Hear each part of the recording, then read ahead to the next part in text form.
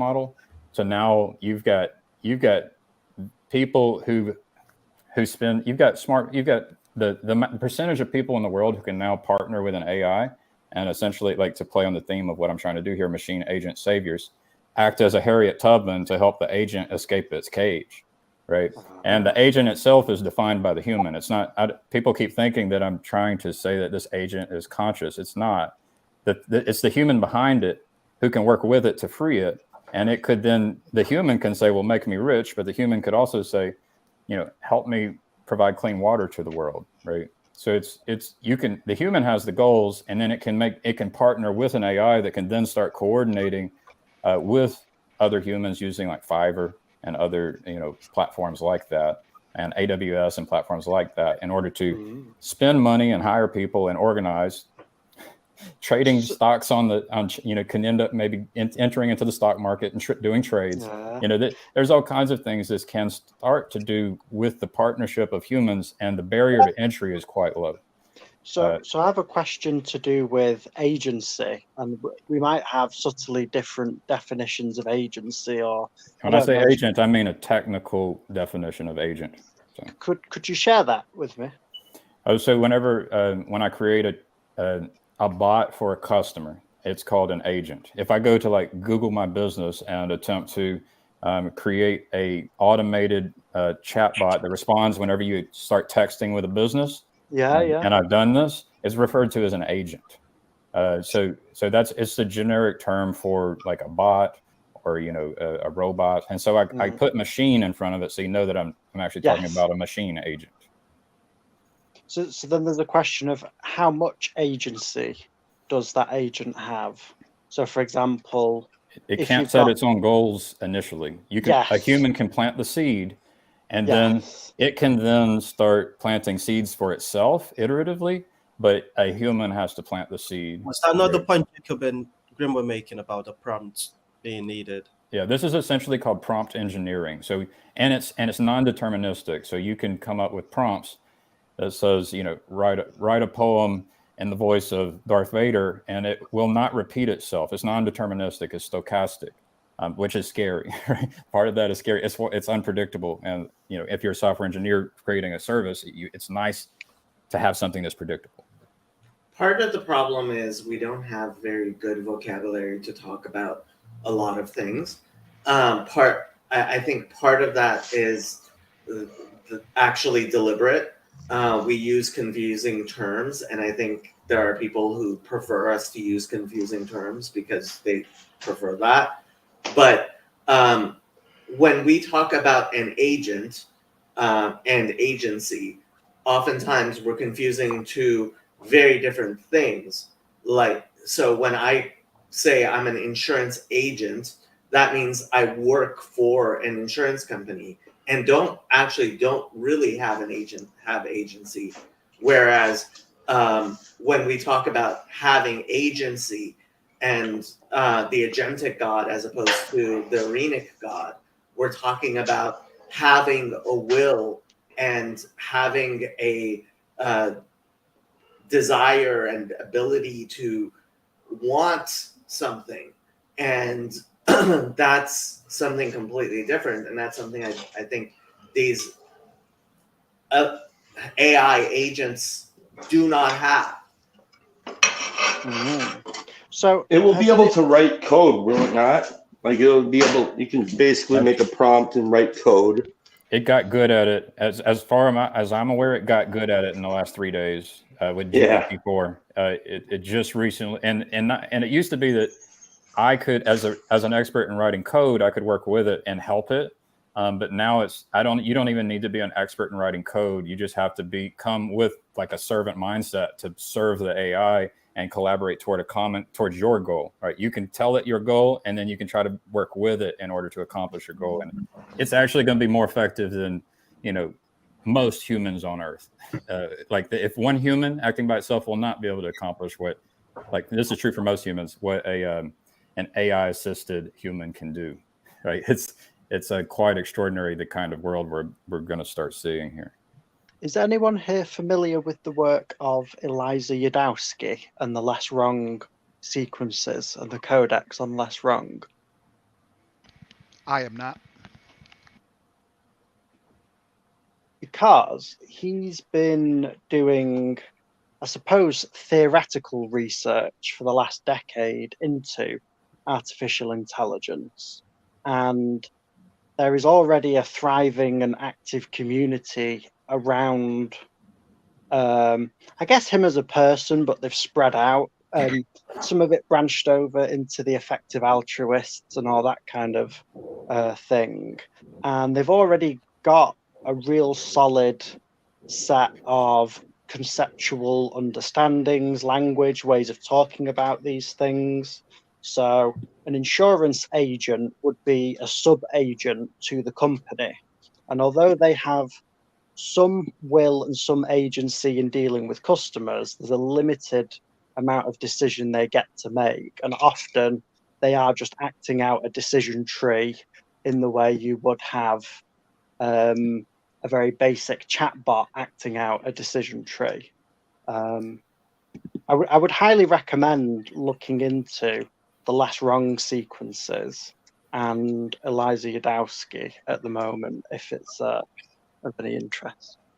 Laura, if you can jump in here, we definitely need more female voices because we're going off in male conquest land, and Nechama did a very good job of bringing us back to Earth. I do want to point out what Nechama was trying to encourage us to speak more clearly. The problem is that we use words differently. Like we all have different vocabulary, and so in order to actually have a conversation, we have to be trying to understand what other people mean with words, that when they use words in an unfamiliar way, it's unavoidable that there will be confusion. So, Pastor Mo, what do you make of AI Jesus? AI Jesus. Well, that's an interesting thing. I mean, I'm still intellectually or in my mind wrestling with the idea of the difference agency, even the difference of agency versus agent. Like as a real estate agent, kind of like Jacob was talking about being an insurance agent, I am an agent on behalf of my agency. And so the agency that I possess, small agency, is only the capabilities or ability to advance towards the goals of the agency that I'm a part of. You think of like an FBI agent, an FBI agency. The agent is not the agency. He's just kind of a bot, for lack of a better word, of the overall agency, and is only empowered with what is necessary towards the goals and aims of that agency. Now, the question, or I think the concern, the scary part for a lot of people is you have rogue FBI agents. You have rogue real estate agents. I mean, look at 2007, 2008, even now. You have rogue insurance agents, and I'm still looking into Jacob. And so that's where the danger is. Can you have rogue bots? Rogue bots, not robots. they are unpredictable black boxes, non-deterministic. That's what makes them scary in my mind. And they are heavily influenced by their training data and the prompts that we give them. Like we tell them essentially their purpose. So it's the training data and the prompts. It's whatever we prompt them with. And then, they're getting better at all of that. Like my concern really is, we already have some experience with this. If you use, do you remember having to go to MapQuest and then reading your route and then maybe printing it out if you had a printer available? And now, for the most part, I don't even know the names of roads I drive on. I just have an address, I punch it in, and I go. And we might say, well, that's, what big deal is that? We don't really know. And so that's my concern. Those are the unintended consequences of not knowing what it is that you play with unearned wisdom. And so, I don't know. I think it's a fair thing to bring up. So one point is so this AI generates code.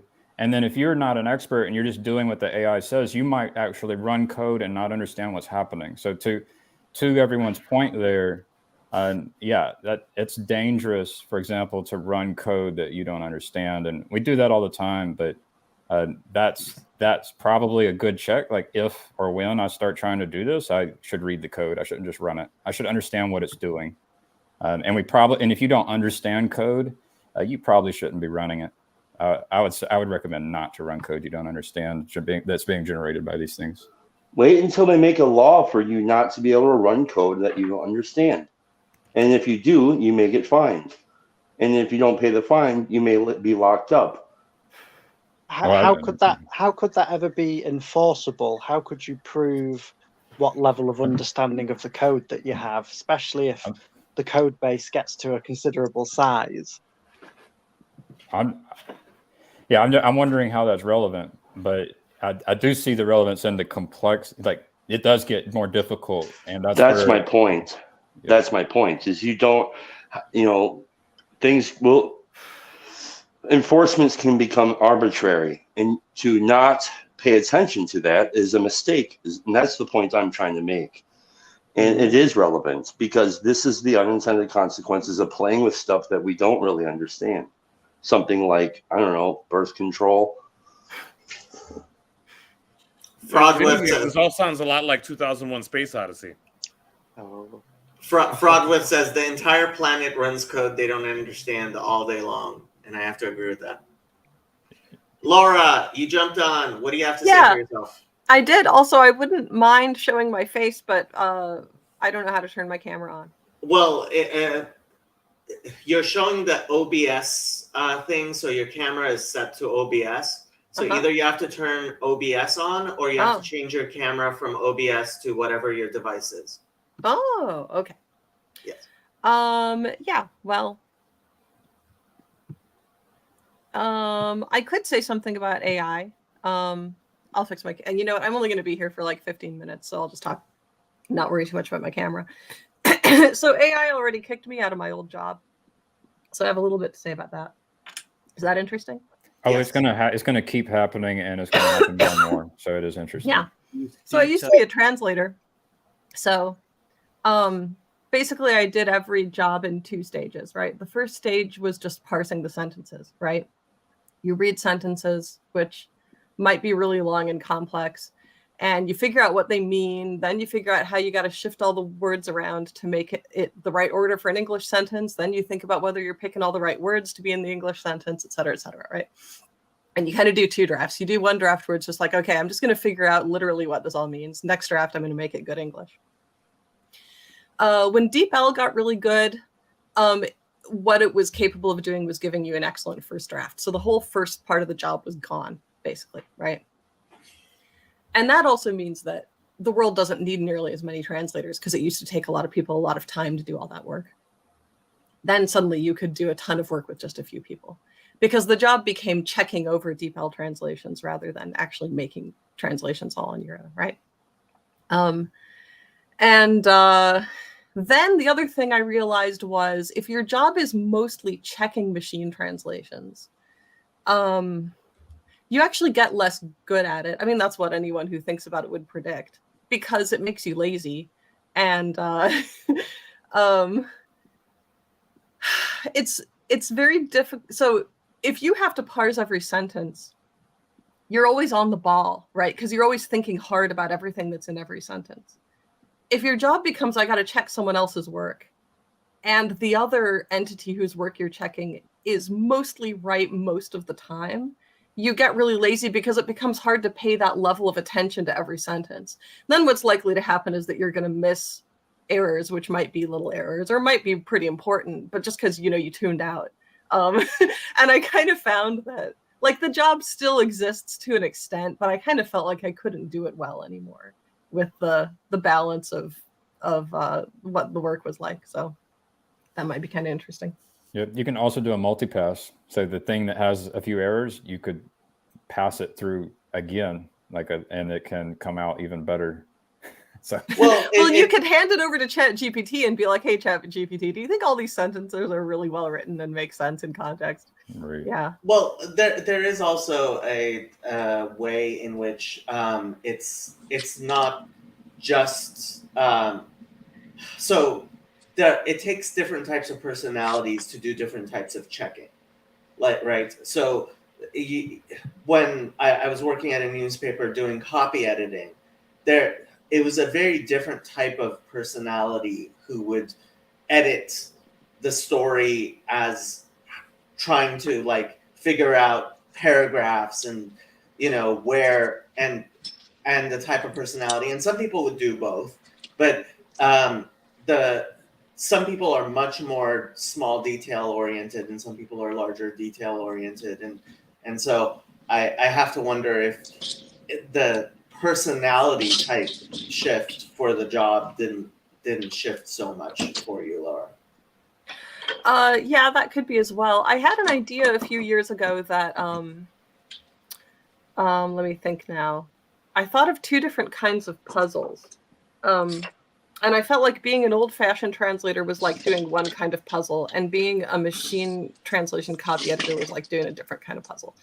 The first kind of puzzle would be more like a jigsaw puzzle or like a logic puzzle, where you've got to like rearrange things and put them in a certain order and make shapes or whatever. And the second kind of puzzle that would correspond to proofreading MT would be more like doing find the difference puzzles. The puzzles where you have 2 pictures and it's like, oh, look, there's a toothbrush in this picture, but there's not a toothbrush in the other picture. That's what copy editing MT is more like. Matthias, your thing, mic was really loud, so I muted you. Feel free to unmute yourself anytime you want to talk. All right, sorry, first time on here. So, and I'm working at the moment. Hello, everyone. So, I just had to come on here because my thoughts about this is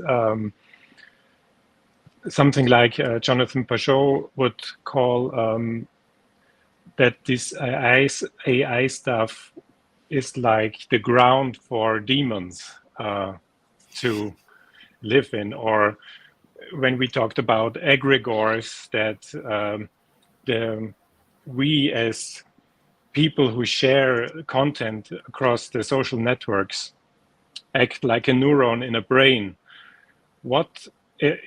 Today I watched presentations of Microsoft and Google, and I don't know if you saw the clips. They're about 2 to 3 minutes long. They are basically integrating AI into absolutely everything.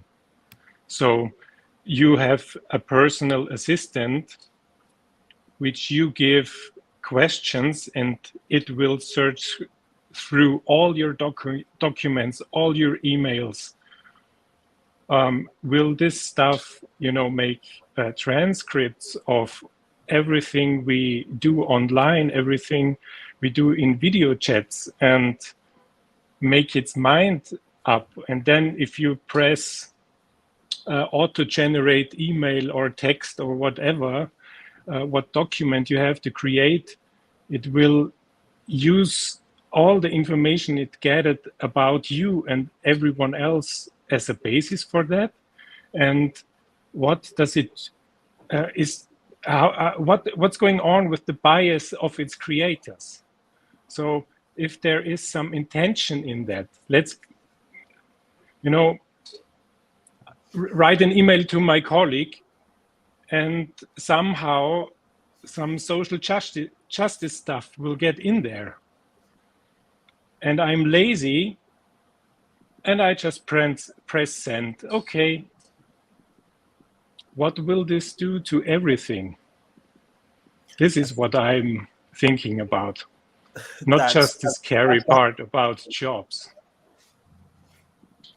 Well, okay, I have to say one thing about jobs, but Father Eric says, I think AI is more like a mirror than an independent being. I have to agree with that.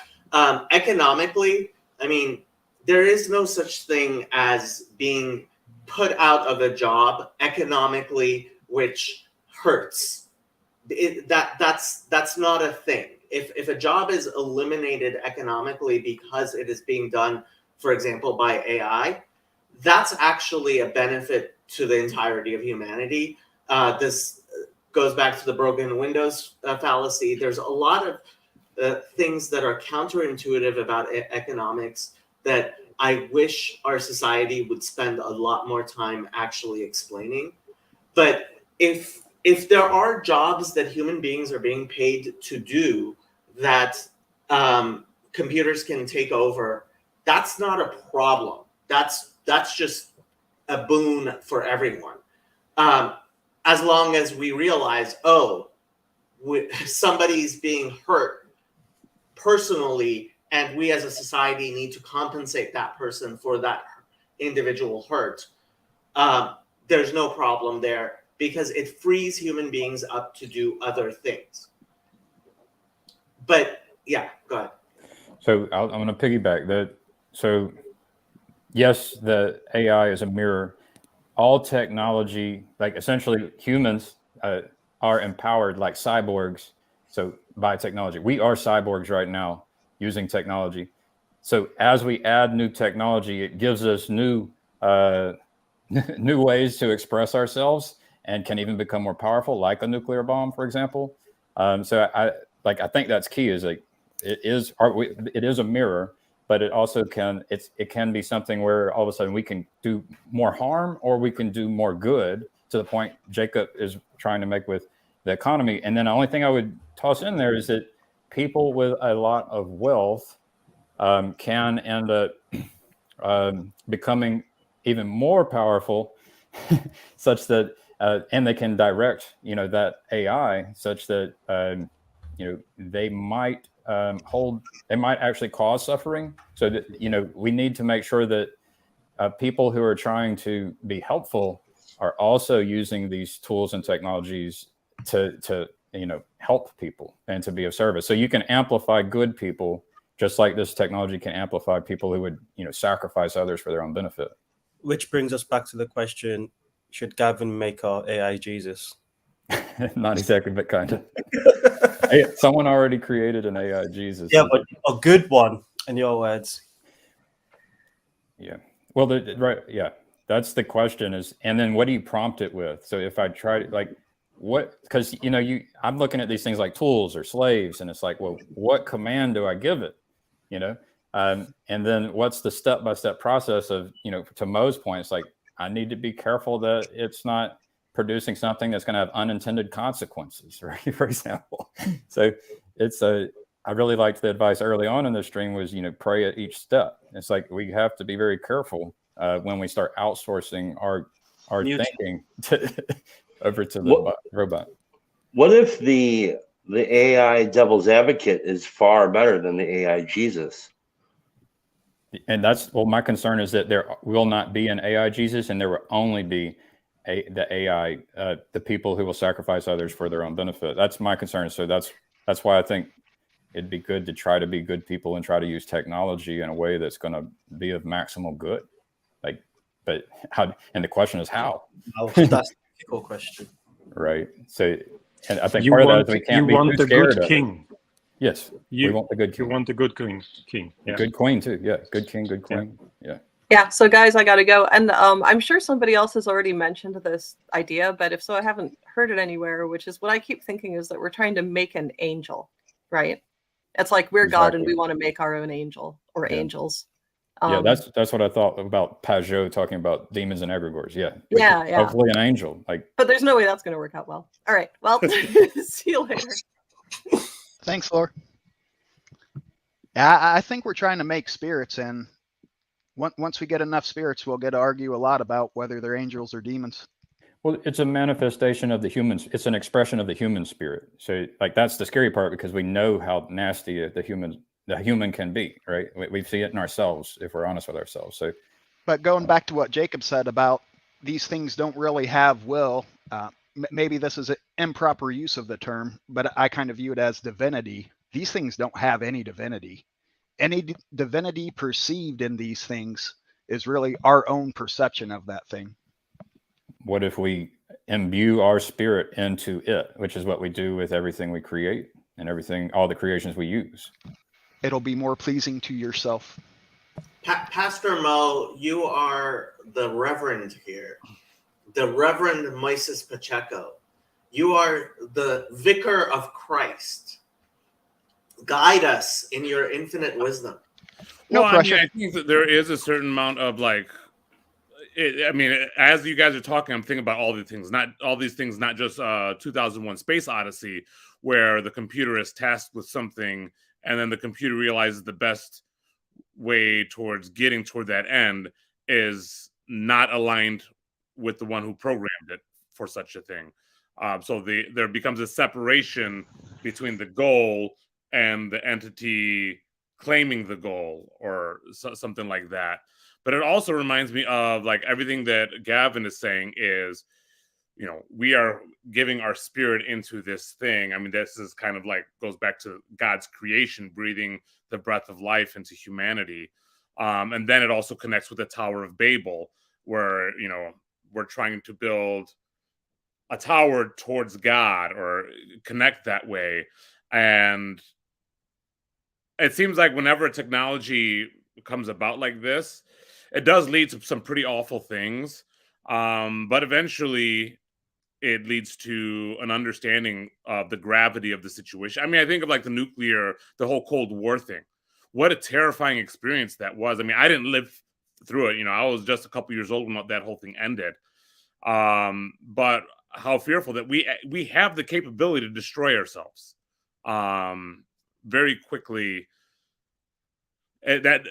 That's the fear of the Lord right there. I mean, it keeps you from going too far in certain things. And so with this, hopefully, what do we need to maintain that fear? How bad does it get before? And I'm talking about as a collective human race, right? Because I'm sure a lot of us here can talk about it and be like, yeah, that's something we need to approach humbly. But in the global atmosphere, with nuclear weapons, you had Nagasaki, Okinawa, you know, they had some pretty powerful demonstrations that were like, oh, we need to really be careful with this. Yeah, that's like a whoops moment. It's like, oopsie. It's like, you don't want to do an oopsie with this. Yeah, you don't want to do an oopsie. That leads to the ending of millions of lives. Right. Jonathan Peugeot was talking to, not Chris Williams, I forgot his name, this other guy that's pretty new agey. But they were discussing AI, and Jonathan Peugeot was saying that if you told me that it's some monks in some monastery somewhere making this AI, then I would tell you like maybe it's going to be oriented properly. But like Mo is saying, this has been in the hands of the quote unquote global world, and these aren't monks. These are people that have, you know, money on their mind and other success stories on their mind. So already the foundation of this is not necessarily pure. And I overheard you guys talking again about like with regards to agent and agency. But I was thinking about this recently with my grandfather, and I have a client that is invested in some of this technology. But you know, you'll take an idea like the Chat GPT, and you know, in a few years you have something that on steroids. And I take that and I start feeding it everything my grandfather ever said, every video, every article, and I just feed it to this machine. And then you have a representation of your grandfather. But is it your grandfather? No. So Fraud is asking really good questions, and he's the only one on Twitch, so nobody can see him. If the creators of the AI worship Mammon, so will the AI. Yeah. Yeah.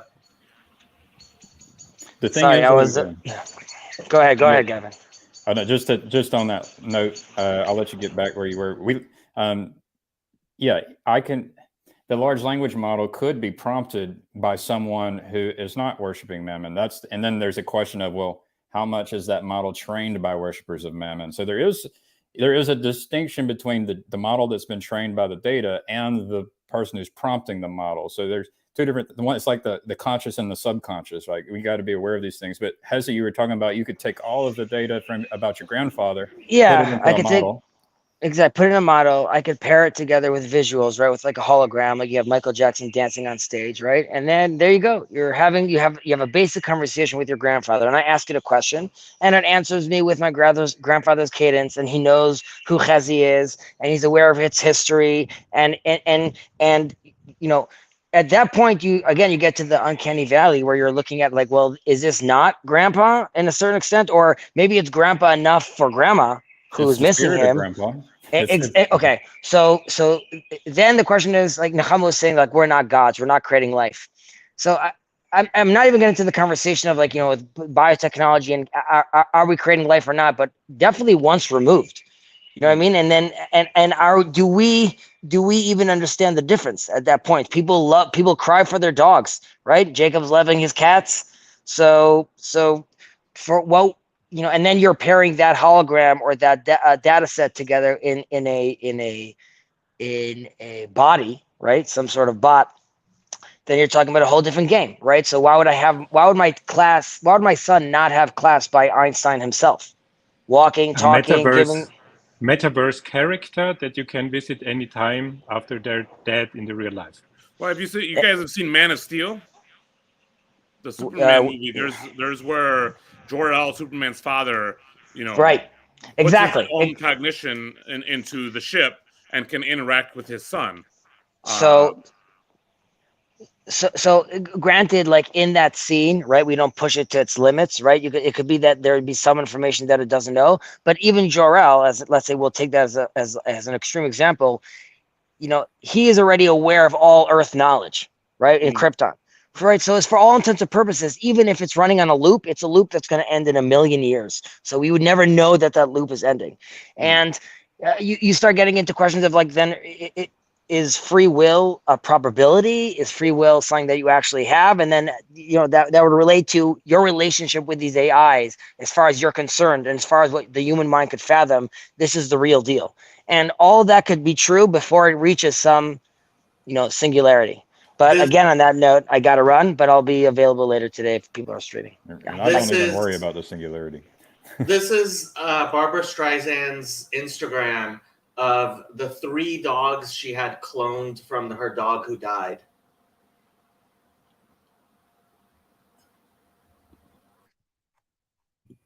Come again?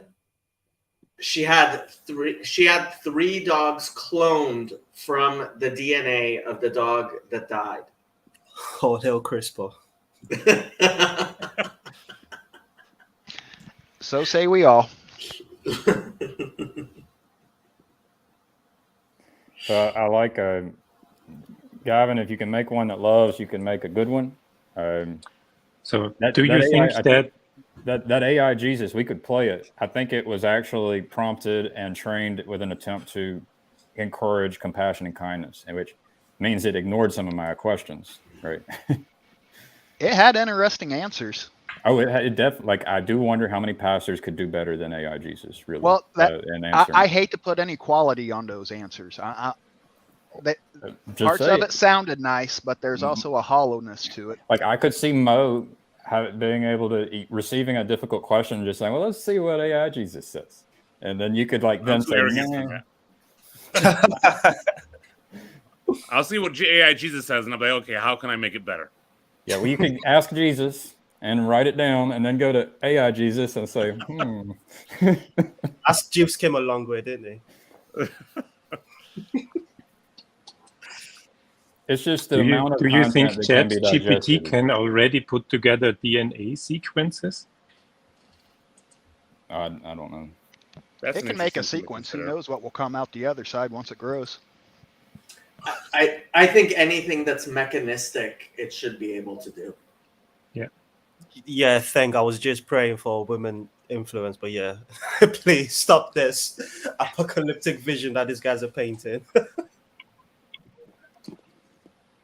I came back to yell at you guys, maybe against my better judgment. I have an emotional response to this, which is very interesting. Like, I'm so disgusted by the idea of trying to keep a person I love alive past their date that they have crossed over to wherever they go next. Like, it's so viscerally disgusting to me. I can't find a better word for that. It seems to go against every natural instinct and inclination that I have to even consider the idea. It just seems like so selfish. Yeah, I don't know. I just find it frustrating because I keep hearing this, and I'm just very frustrated that I don't find that other people are sharing this sentiment, I suppose, as I am. Oh, we are disgusted. Yes. I know I am. Well, There Very was a much movie. disgusted, This is an very much. actual movie that they did this, where they took this woman was married to a man.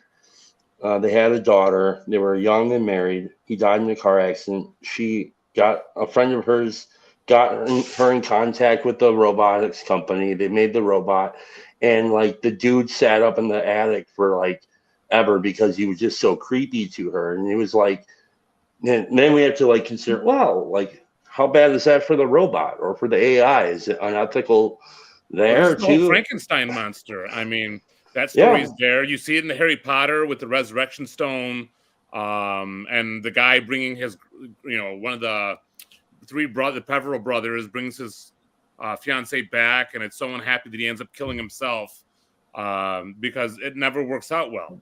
I answered this the way I answered Grimgriz when he says, why would you want to reincarnate anyone? Is that, well, and it might be to Nakama why she feels disgusted. Is like, she probably knows that those people would not want to be recreated as some type of, avatar thing. And she probably doesn't want to be recreated as such. But I think the question would be like, what does each person want? So, it's kind of like organ donors. Do you want your organs donated or not? Right.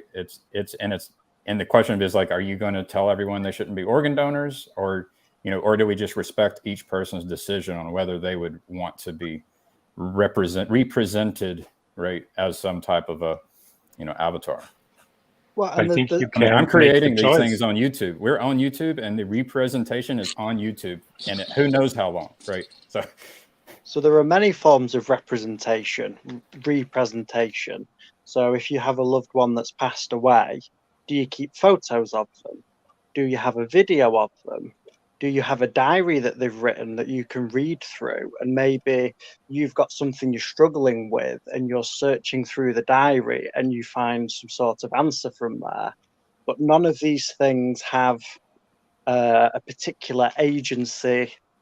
Whereas when you get to one of these language models, I can see people feeling a sense of revulsion towards that. And Chad earlier was referring to Black Mirror episode 4, Be Right Back, where that happens, and she kind of warms up to him, but then she realizes it's not really him, and you get to this question of continuity of identity, and it's kind of a strange question of when you go to sleep and you wake up again, you're still you, but if you've had a really bad head injury and you're suffering from really severe amnesia, your identity's really struggling, and you've really lost a sense of who you are. And in certain spiritual traditions, you have the Dalai Lama, like in the Tibetan Buddhism, and they consider that there is a continuity of identity, that some aspects of this egregore of Tibetan Buddhism is passing down through each Lama as it continues on. And so that's not just Tibetan Buddhism. I mean, when Jesus asks his disciples, "Who do they say you are?" and they say Elijah or John the Baptist. Exactly. And that's not that those people didn't know that John the Baptist had been killed. And when I pulled this picture up, I don't know that anybody other than Barbara Streisand doesn't think that that's absolutely grotesque. I would withhold judgment. It did not bother me. Another example of something like that, similar, is it's become common amongst, should I say, maybe less than mature Puerto Ricans to stuff bodies for their funerals. So you can actually Google this, Puerto Rican stuffed body, and you'll see a gangbanger that was killed. And at his funeral, he was posed in his clothes with a cigarette in his hand. And it's like the creepiest thing ever. But this is somebody's family did this for the funeral in order to spend one more day with this guy hanging out having a cigarette or something like that. So it's like, yeah, it is grotesque and amongst a lot of people. And I think that's why you have the Frankenstein story written, and many of these stories, is because there are some people who will endure the grotesque to be able to experience, or to try not let go, if that makes sense. The reason This is from the Daily Mail for our UK audience. Going out with a bang, corpses are posed with glasses of champagne, video games, and even on a motorcycle as popularity of extreme embalming rises. All of this in a culture where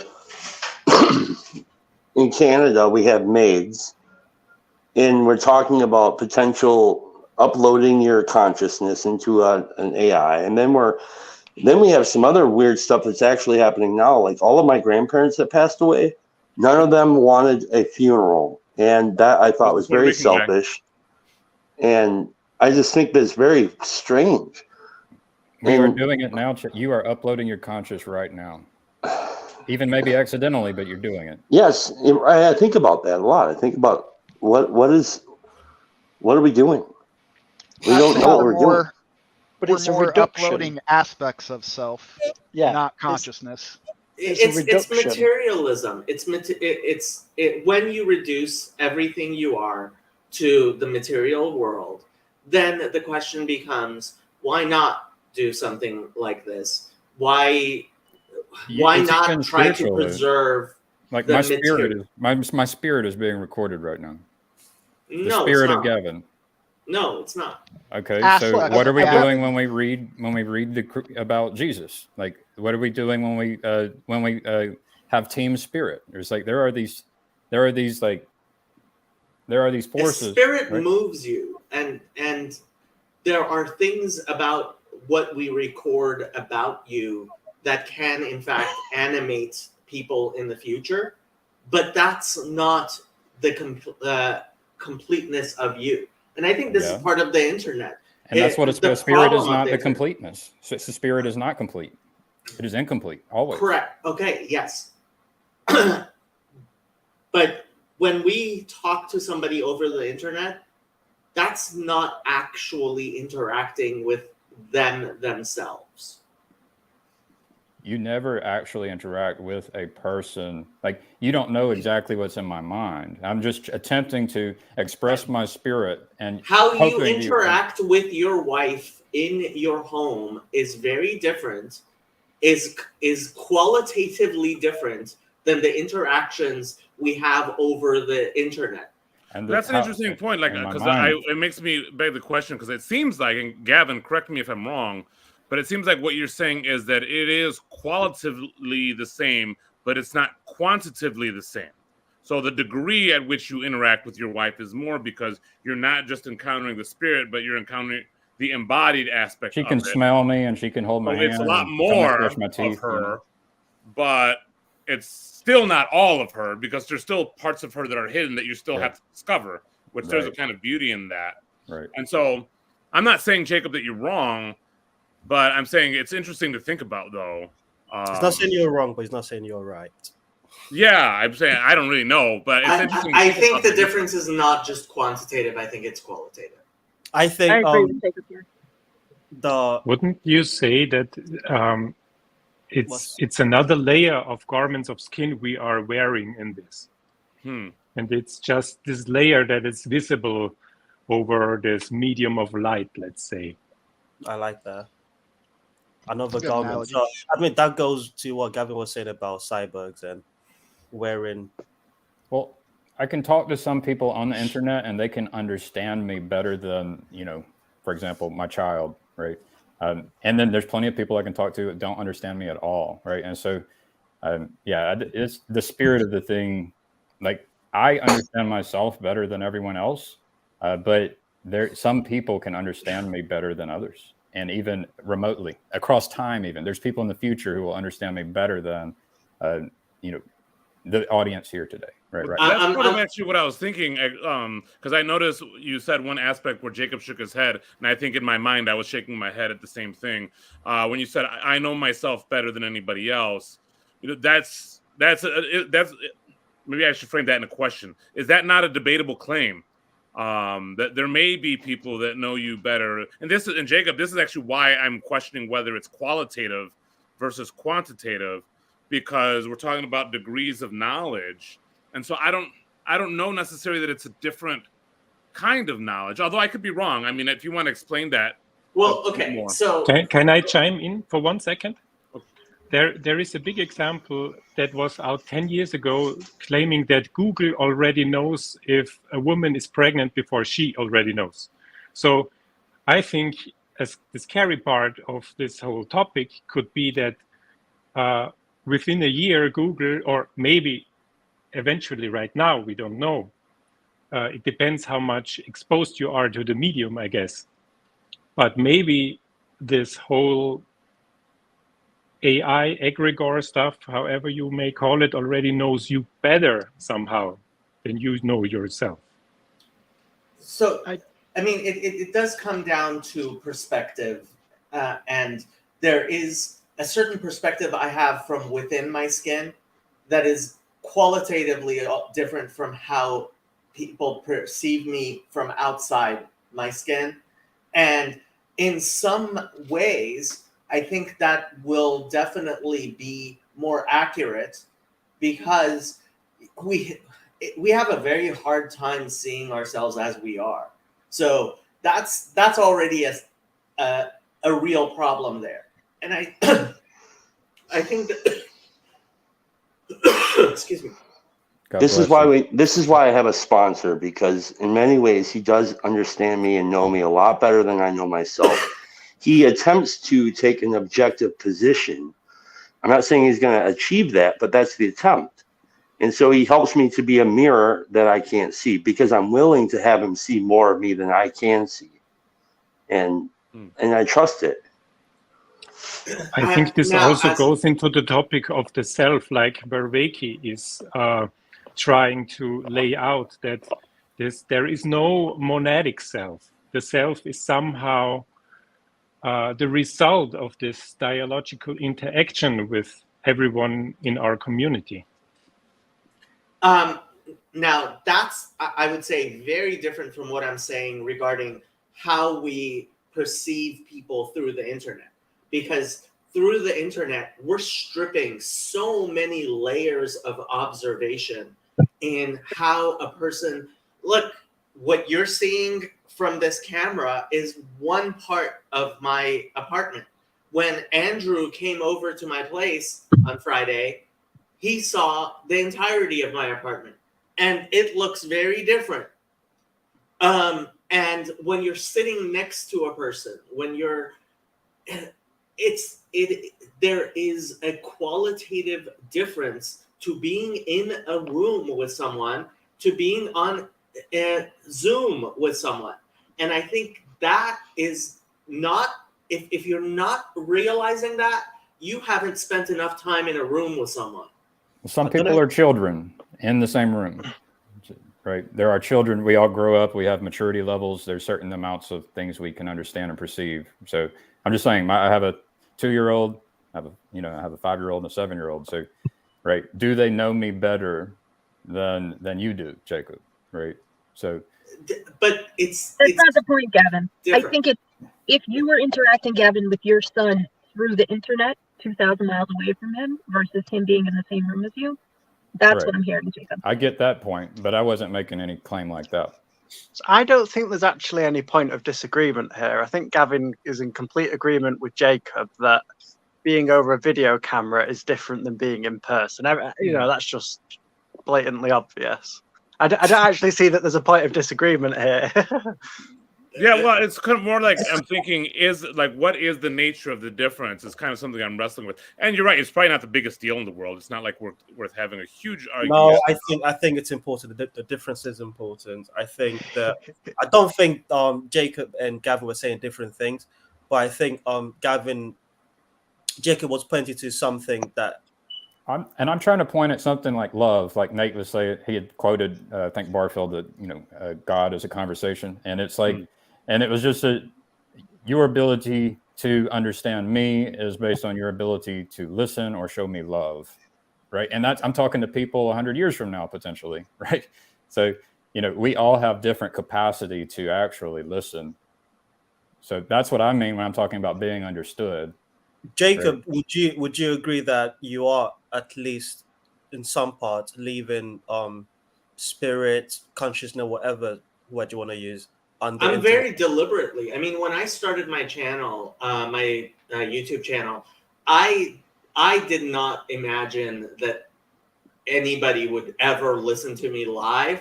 I imagined that maybe one person in 100 years would decide that they want to have a letter by letter walkthrough of biblical Hebrew. And the fact that video I made, I mean, the fact it has thousands of watch hours, that it has tens of thousands of clicks, is absolutely amazing to me. I would have bet that it would have less than 100 clicks on it in 1,000 years. I'm And not even would you joking. say those 1,000 people that watched your video, were they impacted by the spirit of Jacob? In I think some that's way, yeah, crazy. definitely. And it's funny, like the first time I got recognized, somebody actually came up to me and he's like, "You're Jacob." I'm like, "Yes." He's like, "From the YouTube channel." I'm like, "What?" Parasocial relationship. But it is different. Come on, you can't say that it's not different. It is Holding different. someone's hand, sitting next to them, actually hugging them. Not just different, it's better, I would say. Well, And and that- the only reason I investigate like the type of difference, because I know obviously it's different, but the type of difference is like for people who are limited in a certain way, if that makes sense. And when you're limited, it's unfortunate, but what kind of things avail to you? Like if you're blind, okay, I can never experience, like if I went blind, I could never experience looking at my wife again. Okay, well, what am I losing there? And is there a way to compensate for that in an embodied way? Yeah. If I You can hop lose, into the simulation with her. yeah, I mean, and so you got to wrestle with these questions. At what point are you just not dealing with the loss? And at what point are you just okay to be accommodated? Because like even the Zoom thing, like us having the conversation, this is so cool because there would be no other possibility of us all having this conversation at the same time. Exactly. However, I want to be careful that I don't become addicted to this kind of conversation, as cool as it is. I'm not going to reject it on the one hand, but at the same time, I can't embrace it as the best. So in figuring out how much do I allow this into my life, I feel like I have to understand, or I have to at least think about what the differences are and the qualitative versus the quantitative and all that stuff. This is why I take my road trips. This is why I drove many, many hours to go have tea over at Anami's house. I remember that Nafama was sharing a story about, her family at one point in time kind of being separate and at another point in time having coming together. And that's kind of the thing where, that one point in time, there was a different relationship compared to another point in time in which it was a better relationship. And that's kind of my point, is that sometimes you can even be in the same room with people and it still isn't as good as it could be, right? Like, and then I would say, and I would question, can you have a relationship with, some people, not the same individual, but some people in a virtual space, and have a better relationship than you would with like the, other people in the actual like Better in what way? space. You can easily confrontation. Yeah, you can easily come up with an edge case. So, for example, there's a couple who's just broken up, but they're still in the same house together. Their presence and attention and focus on each other isn't going to be of the same quality as a couple who've been together for years. They've had to be separated for a year, but they're about to meet up and they're having one last Zoom call before they're going to come and meet together, and they're full of excitement. And so one situation, they're physically together, but again, this isn't a central case. This is an edge case just to demonstrate that there are some times where the physical presence isn't as good as a a video representation. But in general, I mean, we would all rather be, I assume, be sat in the same room, present, having a good chat about things. But geographically, we're all limited. We can't just teleport around, and so we're making the best of what we've got. And so, whether there's a best way of doing things, given all the various contexts, this probably is the best for us all to be talking, even though ideally we might want to be face to face. That isn't a possibility, and so we're making the most of it. Has I anybody have another noticed thought. that? I'm sorry, Chad. I just was wondering, has anybody noticed their conversations in person suffering in ways that they haven't before? Because, I would say Jacob and Gavin and I have spent probably more time doing this stuff, at least publicly. And I would say for me, I find that my social conversations in person are more difficult because I'm kind of in a little bit of a funnel here, and I'm always talking about kind of the same stuff. And like when I get into person, I'm like, I don't know what the hell to talk about. And I'm just wondering if you guys are dealing with that at all. It's a good question. I haven't, in terms of the online stuff. It does affect me a lot if I'm with written forums, because it's a much slower way of communication. And so I find myself in my head a lot more when reacting to like an email, like CRC voices. I get really annoyed on CRC voices, and then I'll be annoyed for like an hour. And it's like my wife or my kids are trying to talk to me. I'm trying to develop, do I want to respond to this nonsense or whatever? And that ends up affecting me more. On here, it hasn't, or anytime I've been online with people, it hasn't. Mainly because I've become such a talkative person that I enjoy. It's like, ooh, there's things I could talk about here. Hey, and I can go, tell somebody else about it. So, but granted, I'm probably not as active as some of you guys might have been. I think switching from text to much more voice and video has really changed things for me for the better. I think I have noticed so many things about video conversation that is just so important, not least of which is silence. There's no silence in text communication.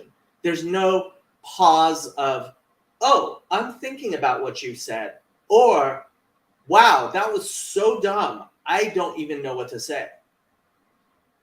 Is it that there's no silence, or is it that there's all silence? I mean, because there's no sound at all, I kind of conceptually, I'm not sure what you mean by that.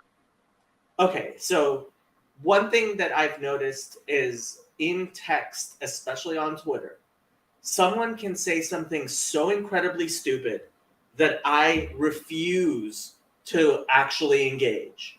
And they will take that as a response of, oh, well, obviously you have no response, as if they said something profound.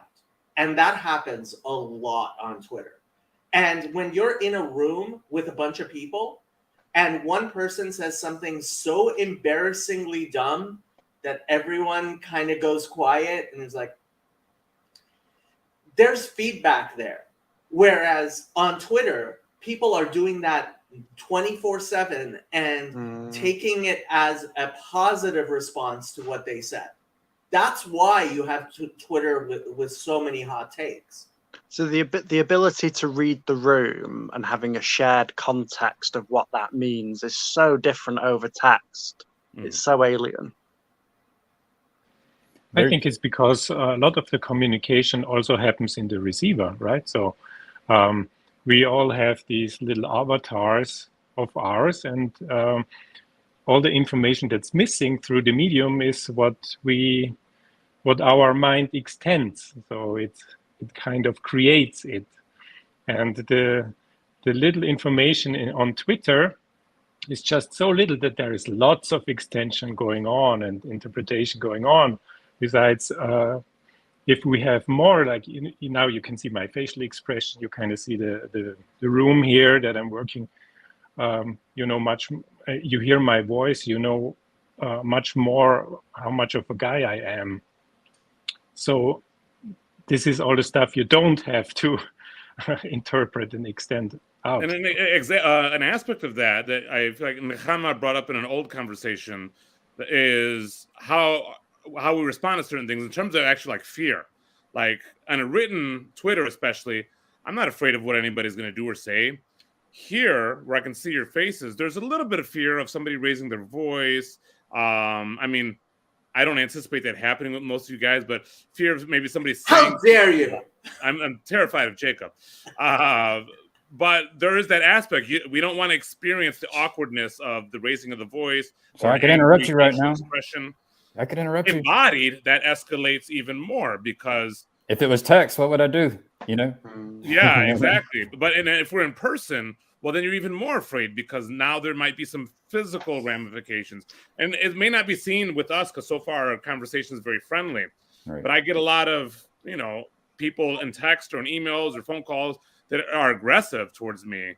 That wouldn't be like that if we were in person. I remember when I was doing property management, I had an owner that hired me over the phone, and he was really chewing me out over the phone. We got to the property, and he started to talk to me the same way.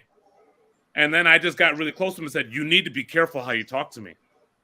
And he started really being really apologetic. I want to connect that with what Chad asked. Like Chad asked, yeah. Well, what this does is, I think that's a very valuable attribute to lose, the masculine threat. And online is a lot of the worst aspects of femininity, especially when people who haven't embodied femininity are using it and they don't even know it and they think they're being masculine. I fall into this category often. I often get upset with Jacob and I act like a little bitch. And, you know, that's the worst aspects of femininity, you know, and then now I'm doing this over and over and over, and now watch me go out and be a bitch at home. Yeah, well, If you haven't watched the discussion between Jordan Peterson and Camille Paglia, it may be one of the most important and best videos on the internet. So when Chad had asked the question earlier that kind of let us hear was, you know, what is the impact in our daily lives and those personal interactions, and what it's like the cost, for example, of us doing this thing in the virtual space, and it's kind of like the story of going to work and like getting mistreated at work and then bringing that back home. And then, for example, bringing that energy back home and mistreating your wife or children. That kind of thing can happen. It's similar to what Mo is pointing out. You know, obviously you can come with an energy that was from another place with different people and then direct it and express it. If you're not having self-control and attempting to, you know, watch that energy, you can end up hurting people, and expressing an energy and expressing a spirit that there's no reason for it except that you know you're going through a struggle that they don't even know that you were going through, right? So that's the challenge with these virtual spaces. In my experience, is, you know, trying to just bring the right spirit into every relationship and not just allow the spirit of the previous relationship to, you know, cause me to mistreat somebody. So the more embodied your representation is and the way that you're engaging, the more you can regulate aggression and aggressive spirits. Like Mo said, your boss in person starts shouting in your face and you say, "Hey, wait a second. Watch how you're talking to me," compared to on Twitter, if it's all aggression all day, all the time, everywhere, there's no regulation for that. There's no, like, in terms of a feedback loop, it's all amplification. There's nothing dialing down. There's no negative feedback into it. I don't know if this is a little bit off track, but I think it's still on the same. But as you were speaking more, I was reminded of, I don't know where, but in one of Paul's letter, where he was talking about how they perceive him to be more aggressive in writing and more passive in person. And yeah, but he was using that as a good thing, that I can be more stern in my words, but I don't have to be stern in person. Mhm. In my word, I because, try to be again, short. sternness in person is not only does it cause that fear, but there's also risk involved. Like, for example, my church is on this corner where there's a big drug market and a lot of violence happens. Just Friday night, there was a big gunfight. Somebody was killed on my street. And I've been wrestling with, okay, well, what can I do as a pastor, as a community leader here? And one of the ideas that came to my head, and I'm still wrestling with this, is setting up a table and chairs in a tent with a big sign that says "Just Chatting." I've been involved with all these virtual Just Chattings. What if I did an embodied Just Chatting? However, what I'm wrestling with is that I'm putting myself embodied in the middle of a drug war zone with people that know what I'm about and know that it's against their vested interests. So And Mo, the risk of embodied violence is a real risk. And yeah, they might be a little bit afraid too, but they're not unwilling to engage. how much do you know about the Black Hebrew Israelites? Do you have them in your community? We don't have them in our community, but I'm loosely familiar with them. Okay, so one of the things, I had Vocab Malone, who's an evangelist to them, on my channel. And one of the things that he's pointed out is the Black Hebrew Israelites gain cachet because they are on the same street corners in the middle of very, not the best neighborhoods in the world. Every single week, talking to everyone, not backing down. They are actually there standing on those street corners.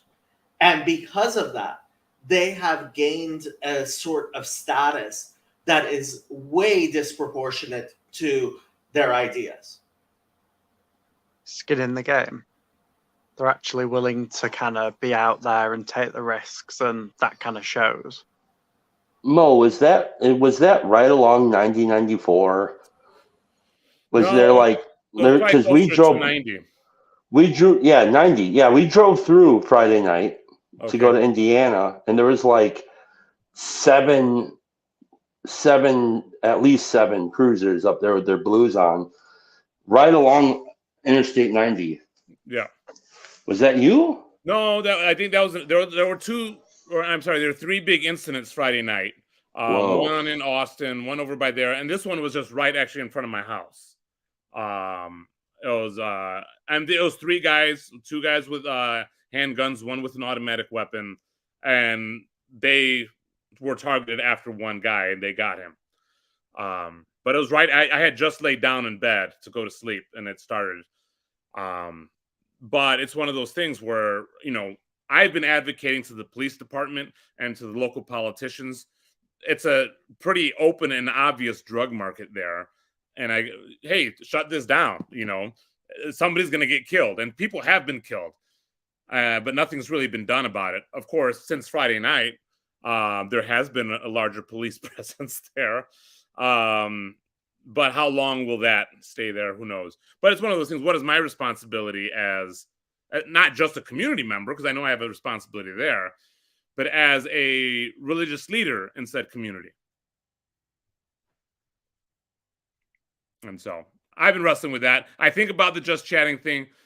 I am leaning towards doing it, but it's with this understanding that with it comes a level of risk. I mean, just if these guys start something, like they try to jump me and I fight back and I win, but they get it on camera. How does that look for a guy with my complexion beating up some drug dealers on the street, and that goes viral, it's wear a collar, Mo. Wear a collar. Maybe I'm not even that's probably a joking. good idea. I am not even joking. Wear a collar. But then how does that look? A guy with a collar beating down some guy, potentially cursing. No. So frankly, I think if you're wearing a collar, and that's, have you read that book by the guy from Industries, Homeboy Industries? I have not. It was a required reading for one of my classes, and I mean, I think he made a lot of mistakes along the way, and I still think he makes a huge number of mistakes because he's way too woke and way too popular with Hollywood, but there's something to be said about wearing a collar. I've been trying to get PBK to wear a collar more. I actually bought him some collared shirts, and I love the fact Father Eric wears a collar everywhere. It shows something. Yeah, I'll think about it. In a lot of ways, it's like wearing a red cross on a battlefield. Yeah. Do you own a collar? I don't. I have thought about. I mean, when I was initially on the process of getting ordained, I was considering becoming an Anglican priest, in which that would have been a higher priority. So I'm not opposed to it, but CW, you need to buy Mo a collar. I've decided you're going to need to buy Mo a collar for my live just chatting sessions. Yes. Imagine if that's something that like became a thing. Well, you should in fact have it be who's that guy Steven Crowder. With his change my mind yeah things, right? So yeah, man on the street videos, take a camera with you and yeah, do it. We'll see. You have a Starfleet uniform? You could wear your Starfleet uniform. You know, I could wear a Naruto costume, and I'm pretty sure a lot of the young guys would love it. You should. Full cassock. Full cassock. Monk's robes? Come on. I don't know if that's just asking to get beat up. The Naruto costume? No. You give someone the nine-tail fox will help you. Don't worry. Yeah, I'm like, no, these guys, these young even the guys in the drug community, they love Naruto. They may not advertise it on the corner, but they're all huge fans. Anime, yeah. Naruto. This might be a bit of a tangent. If you guys are up for it, talking again about the AI Jesus concept. Something that I would struggle with the AI Jesus is people have somewhat of a shared concept of who Jesus is and was. And although there are different translations of the Bible, again, there is some kind of continuity of identity of what the Bible is. And whether it was the apostles and the gospels, whether it's the Council of Nicaea, there's some continuity of identity along the way. And so I'm sure there are various people coming up with various large language models simulating Jesus. And so you kind of end up with various different versions of them all competing. And I mentioned to Teo a few hours ago about, I don't see them ever doing it, but something like the Catholic Church or some Christian group with, I don't know if authority is the right word, but someone was saying earlier about if a group of monks were the ones creating a large language model, that there is a different feeling of the identity of this thing. It's being bestowed with a different spirit, or again, I don't know if I tend to think of things as egregores. And even in a previous conversation with Teo, we were talking about when Moses goes up the mountain and sees the burning bush, and there's this moment where he re-picks up the continuity of an old tradition. And again, he develops this sense of a continuity coming down the line. And so what's the difference between just anyone's interpretation of Jesus's word and the Bible, and here's a large language model, versus, oh, this one's got some real, power's not the right word, but this one's got some real attraction and influence and insight. I haven't played too much with ChatGPT, but one of the first things I did was I asked, what about social justice? And it responded, social justice is an important da da da da da da. I said, what about Jesus? It responded, as an AI, I have no opinions about religious. Massively. The bias in there already that's been put in. You ask it to give a list of reasons why veganism is healthy for you. Great. Oh, why is it unhealthy? Oh, I can't do that. That's harmful information. You go and ask it about a meat-eating diet. Oh, well, yeah, it's very peculiar, the biases that have been Is put that in there. not what Gavin was mentioning earlier about the subconscious of the AI? It's the beta programmers have influence on the subconscious of what happens, and then the prompts. Well, that's, I mean, there's the unconscious biases, which are a whole problem. From the training data. Then there's the actual conscious biases, which are also a huge problem. Yeah, you can apply Then filtering there are when you train your the model. biases that come from the always ongoing training. So these models, they aren't deterministic, right? So there's no starting point. The initial biases, the unconscious biases, the conscious biases, but then now suddenly 1 billion people are feeding it with their spirits. Let's call it that way. I don't know how to tell you. So we'll have a new holy war. We'll have a new holy war where I'm going to try and be God before you be God. Exactly, Chad. Exactly. Yes. And perfectly.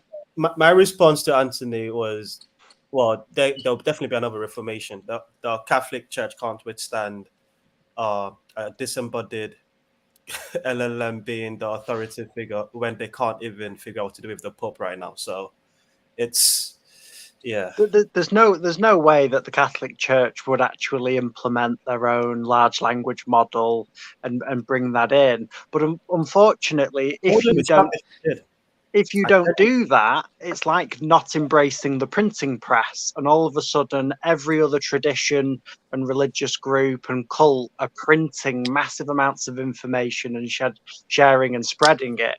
It would be like the internet comes along. Oh, we're not sharing on the internet. You would have to, it's like almost like the Amish approach. The only real way our movement is spreading is through our children and our society reproducing in that sense. I suspect. I would be very, very surprised if the Catholic Church doesn't eventually end up with a chatbot. How a lot of people are going to end up with advanced chatbots, because look, ChatGPT seems like a very important and capable tool that I think will be very useful. The thing is, I mean, and again, I want to talk to Joseph about this because he is getting his PhD in robotics, and he does, this is the stuff he knows best. I want to know if my impression that people are blowing this way out of proportion, and it's not just me who's saying this. I mean, I've heard Peter Thiel and Eric Weinstein, who are funding these projects, say similar things about how, and we've been hearing for years and years and years about self-driving cars. They're still not here, right? And how long has it been? I mean, as a child, I certainly thought we would have self-driving cars by now. We don't. My final year project was on self-driving cars in 2017. And he didn't get there. I'll spoil it for you. He hasn't invented them. Consolidating the ECUs was a bigger challenge than first thoughts. So yeah, we're still quite a bit off. I think we're comfortable at level 3 automation. Level 5 is still quite a bit. I think the question is what it does to the human mind, because when you start, so I'm a jeweler, and in the jewelry industry, we all already have a big discussion about using the DALL-E and what's its name? I don't, all the models, for image generation, for design processes. And the current conclusion is actually it's not a decision. You can even make, you have to use it to stay in competition in a few years or even at the end of the year. So you kind of have your way paved out. You are now locked into this path. And I find myself always, you have to find these prompts. The same with ChatGPT. It feels like interacting with an oracle. And I don't know what it does to my mind. I don't. It's always like asking a higher power, "What should I do?" It's asking, "Give me the answer." It's like a form of praying somehow. It's super strange if you start interacting with it to get results. For me, at least. In some ways, I think this ties back to what Chad was saying earlier about the difference between MapQuest and using Google to essentially drive you wherever purely through instruction by Google. If I'm in a different state, I don't really feel obligated to learn all the streets, actually navigate the landscape that I'm driving in. I just want to get from A to B. So I think it's a good use of using Google Maps to navigate. But if I'm in my home city, I do recognize that if I'm just following Google, I'm not paying attention to the roads. I'm not paying attention to the streets. Well, I used to know phone numbers. I used to have my friends' phone numbers memorized. Yep. I still know those old phone numbers. But I don't know new ones. Yeah. Yeah, I can still remember my best friend's phone number from when I was 14. Yeah, but this goes against your argument from earlier, Jacob, because you said that whatever the technology brings us, that takes away something we humans had to struggle through, which is a hard task. And now it makes it easier for us because we can just use the technology. We also lose something. He was talking and about I economics. would say. Yeah, no, I was talking but it's the same thing. economically. It's a very similar though, Jacob. It's very similar. Well, okay, so let me. This economic point is really important because there are people who fear, for example, that if we get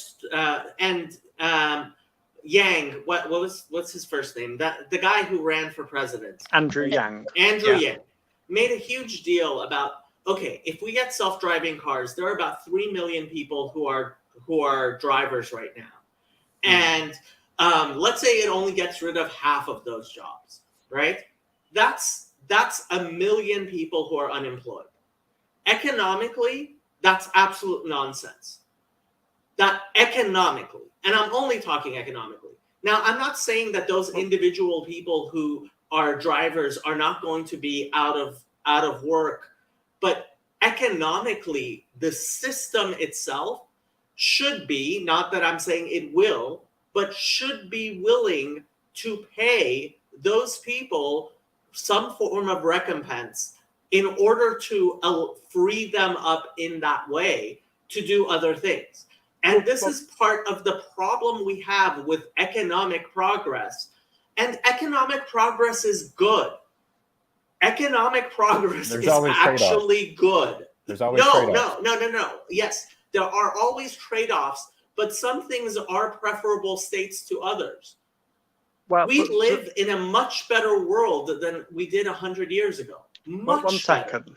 So when you say economically it's better, the word economics in this specific context. So I might be quite naive, but my understanding, economics, currency, allocation of resources, it's just very loose, very simple. Obviously, it's way more complicated than that.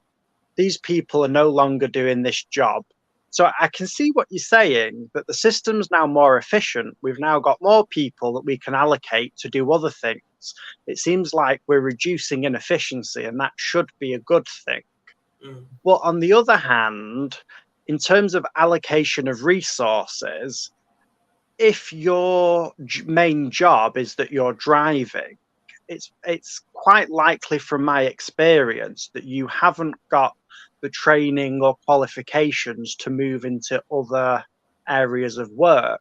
And so if you've been displaced from that work and the current system isn't allocating you resources to compensate. Because I don't think I've ever seen people receive economic compensation because their jobs have been automated. You kind of just go, all right, well, you have to go and retrain yourself. That to me would look like, oh, it's a problem. All of a sudden, Amazon versus Apple, Google, there's just these giant centralized things controlling, and all the resources are centralizing into these monopolies, and the people down at the bottom are struggling. So, but does that make sense? I might be being hear naive. You. No. I hear you. What you are expressing is a common sentiment. The problem is that common sentiment is based on certain ideological, and I have to say the London School of Economics, unfortunately, is a big proponent of these simply false sentiments that we need to actually move beyond. So Thomas Sowell wrote a book, Basic Economics. I highly recommend it. It's available completely free on YouTube. The audiobook, highly recommend it. And that's not to say I 100% agree with everything Thomas Sowell says, but there are economic realities. So, for example, I was driving up to San Francisco, right? Now, imagine if I was trying to go from Los Angeles to San Francisco 100 years ago. Man, awful. I am sitting in a car, right, that has a bed in the back, pretty much literally a bed in the back, right, that has air conditioning and a heater, has music, all the music, like, imagine if I were the wealthiest king in the world 100 years ago. You wouldn't have all of that. Oh, yeah. So I can see the benefits of modern technology. And I wanted to have all the things that I had during that 8-hour drive. Imagine what I would pay for it to be only an 8-hour drive. So I think we can all see the benefits of the modern technology. Can we? Too many people, and ortho bros will do this. Will say, "Oh no, we were better off 100 years ago." If you haven't heard this, you haven't been. I would say what the focus of the technology is, because let's say what you are telling us about is the focus of the car. It's actually about the meaning of the car, because the meaning of the car for you is enabling you in your competence to drive a long distance comfortably, and it's giving you freedom. Right. So having a car economy like we have now, where everyone makes a driver's license and has therefore more competence, that frees everyone. That's a big factor for the freedom. If I lose my car and I can't afford another car, or the government says you can't drive a car anymore because the self-driven cars, they are a lot safer, and you human, you are much more prone to making accidents, that will reduce my freedom. And when we talk about economics, for me, I'm a craftsman. So for me, economics is a lot about, is only about what I am doing for other people. Economics is about what people are doing with each other. We're using the technology as a layer between that raises our competence. But for me, this AI stuff introduces something that's kind of rent-seeking in every single interaction I have with it, because it's not only providing me with something, it's always taking something, extracting something out of the interaction for itself. That's not rent-seeking. Okay, that's not rent-seeking. Rent-seeking is when you don't provide. Rent-seeking is when you take a cut of a transaction without providing any value. Okay, it provides value, but it's also taking a cut. You want everything that provides value to take a cut. So how much of a cut is an important question, though. Is it making me more competent? Even if it's taking 99% of the cut, you because it's generating more than the cut it's taking. That's the difference between rent seeking and providing value. So I'm with Jacob here. I think that Matthias's point is to point out that I think legitimately that, you know, you spend all this time learning a skill, you get displaced. Now, how you can't recover all that time, and it's hard to recover that time and like try to learn a new skill. And Well, it's not that- to Jacob's Governments, point. Look, governments do retrain people. I mean, that to but Antony's we- point, governments do spend money to retrain people. Well, I But- want to point out though that, like, in my mind, is we could ask the AI to help us make sure we have food, water, shelter, clothing as efficiently as possible and reliably as possible, such that when we get displaced, we have this safety net. Like, that's the kind of thing that would be nice to have, is that the AI make sure that we're producing the food, water, shelter, clothing that would make sure that we don't have to fear losing our job and But fear. who is producing it? It's the farmers. It's the people. Well, yeah, and so we can all Well, become, it we can all doesn't become have to be. farmers. for So this example. is the thing. This is the thing. Okay, if there were no human farmers, if only machines were producing all our food, is that a bad thing? No. It Would depends. it make us more or less free? More I don't see that it actually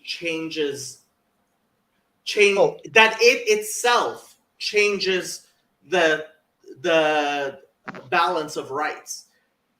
Which government? it's not- When When he says free, I hear time. Like, how much freedom do you have to do with your time? I'm not talking about governments and rights, but that's how I answered. Does it make you more free? It's like, well, you don't But have to go. it's a grow very your narrow food. definition of freedom. So is it the same freedom that you feel when you are able to drive a car wherever you want, wherever you want? It can be, Matthias. See, this is the thing. You're locking two things in with each other that simply do not need to be related. There is no relation. I'm not looking. I'm It's just. relevant. It is relevant. I'm just trying to ask questions by stating Yeah, something. Matthias, you're making relevant. Yes. I think you are making relevant points, and I think Jacob's making relevant points. I think Yes. it's relevant. I think so too. If Yeah. all food production was done under the umbrella of big agro corporation, that I have concerns there that is a point of control for the food supply of a nation. Yeah, an And AI would that not can be recommend corrupted, that. A good AI but- would not recommend that. You take that same model, decentralize it throughout the country to where there's an abundance of food all over, not controlled by centralized authority. That kind of Okay. paints a beautiful picture for me. Right. Like And- eating. Yeah, but then there's Brongo, and that's what plants crave. It has electrolytes. Idiocracy. I have no idea what Chad just Yeah, said. I don't know what Chad said. So there's a film That's called a Idiocracy. Movie reference. Oh, Yeah. okay. Okay. Okay. So I have to say, part of this is economic history, and I blame honestly the London School of Economics for this more than anything. What is that? I don't know what that is. It's what people actually think Klaus Schwab has been doing with taking over the world secretly, but it's actually been doing that for hundreds of years. London School of Economics, look it up. Taya knows who I'm talking about. But so, okay, what has happened with mechanization of farming is now we have small individual farmers. We have individual families. There's this YouTube channel I watch way too much called Sheepishly Me. And this woman, Sandy Brock, and her husband run a farm. And it's basically just the two of them running a farm where she produces something on the order of like 300 sheep every year for, actually much more than 300 sheep a year. But at least 300 sheep a year, right? This is two people producing 300 sheep. This could never, ever, ever have happened 100, 200, 300 years ago. And so we have this story of large mechanized farms and factory farming. And yes, there definitely are very, very large farms And trust me, I am not happy about the Microsoft guy, Bill Gates, buying up all the farmland and etc. But we live, because of the advances in farming technology, we live in a society where I could buy 20 acres, and 20 acres are actually of farming land is a lot cheaper than it used to be. And I could actually grow my own food.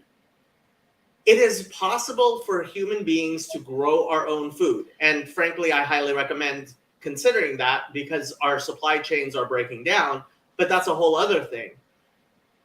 But the level of freedom that we have because of YouTube farmers and because of all the technology and tractors, and look, with a tractor, I can do things that no individual human could do for themselves. So Right. I don't think anyone here is arguing that there aren't benefits to the technology. There is clearly massive benefits. A single tractor with the right piece of equipment can plow and seed a field in a day that might take 100 people a week to do. So I think we can all agree to that. I don't, you know what I mean? I think everyone's on the same page. Yes, Hopefully, but there yes. is the logos. The logos is missing. So you can have all the tools you want, but you also have to know how to operate them. Someone why you has have to YouTube have the videos. clue. You have this. Yeah, that's the problem We don't want an oops moment. thinking. With thinking, I can watch someone do it and then acquire the skill. I admit YouTube videos are great in that, but I was never able to change. Learning a skill is something different than acquiring knowledge from ChatGPT or YouTube. And the other thing is, will the city that you live in allow you to do it legally? Probably not. Yes. But that was always the case, Chad. This is the thing. The problems with government and with dealing with other human beings, and this is why every time Khazi says the things we used to know will no longer be relevant, like that goes all out the window when you realize you're still dealing with human beings. Ultimately, it goes back to, there's a reason why the Bible will never be out of date, because it is a manual to the human soul. And until you get rid of human beings, you're still going to need that manual. Well, transhumanism's gonna give it a good try. When is the live stream with PBK starting? Because I don't want to be dual streaming while they're streaming. How's it go? Live stream. I have to go anyway. So Somebody it mentioned. was a lot fun chatting with you. See Thank you soon. for your contribution. Thanks a lot, everybody. Been great. Thank you. Bye bye. Does anybody know when PBK is going to be? I'll check his channel quick. See how's it going. I'm looking right now. Scheduled. He's got one scheduled. Let's see, in 47 minutes and 25 seconds. All right, we've got half an hour. Okay, so yeah, I should probably get going myself. Thank you so much for the chat, Gavin. It was very interesting. And Khazi is wrong as always. I'll talk. See you, Jacob. The problem is Fetcherecci. I'll talk to you guys later. Yeah, I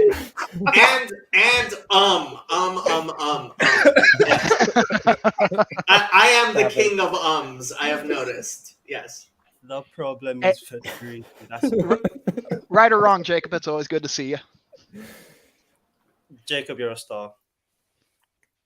Gavin, you've been keeping this going for nearly 4 hours now. How are you feeling? I mean, what am I started actually talking to the bot with my API keys. The first question I asked was, I don't even recall. I asked it how to create a profitable business without doing a lot of work. So the and its answer, was can it be achieved by focusing on passive income streams and automation? Here are some steps. And then I went with step one and I said, okay, well, help me with step one.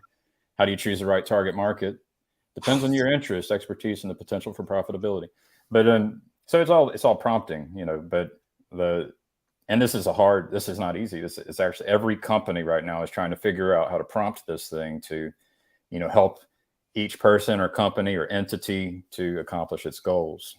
And then it has some guardrails on it. So, if you want to get past those guardrails, you have to train one yourself. So I'm curious, have you got access to GPT-4? That's what I'm using right now is GPT-4. And so did you apply for the waiting list really quickly when they opened it, or how have you got access? I'm just curious. I work with a company that was actually in Forbes. I actually turned my shirt out because I'm not sure I want just to advertise my company, but you can figure it out. It's not my company. I'm an employee.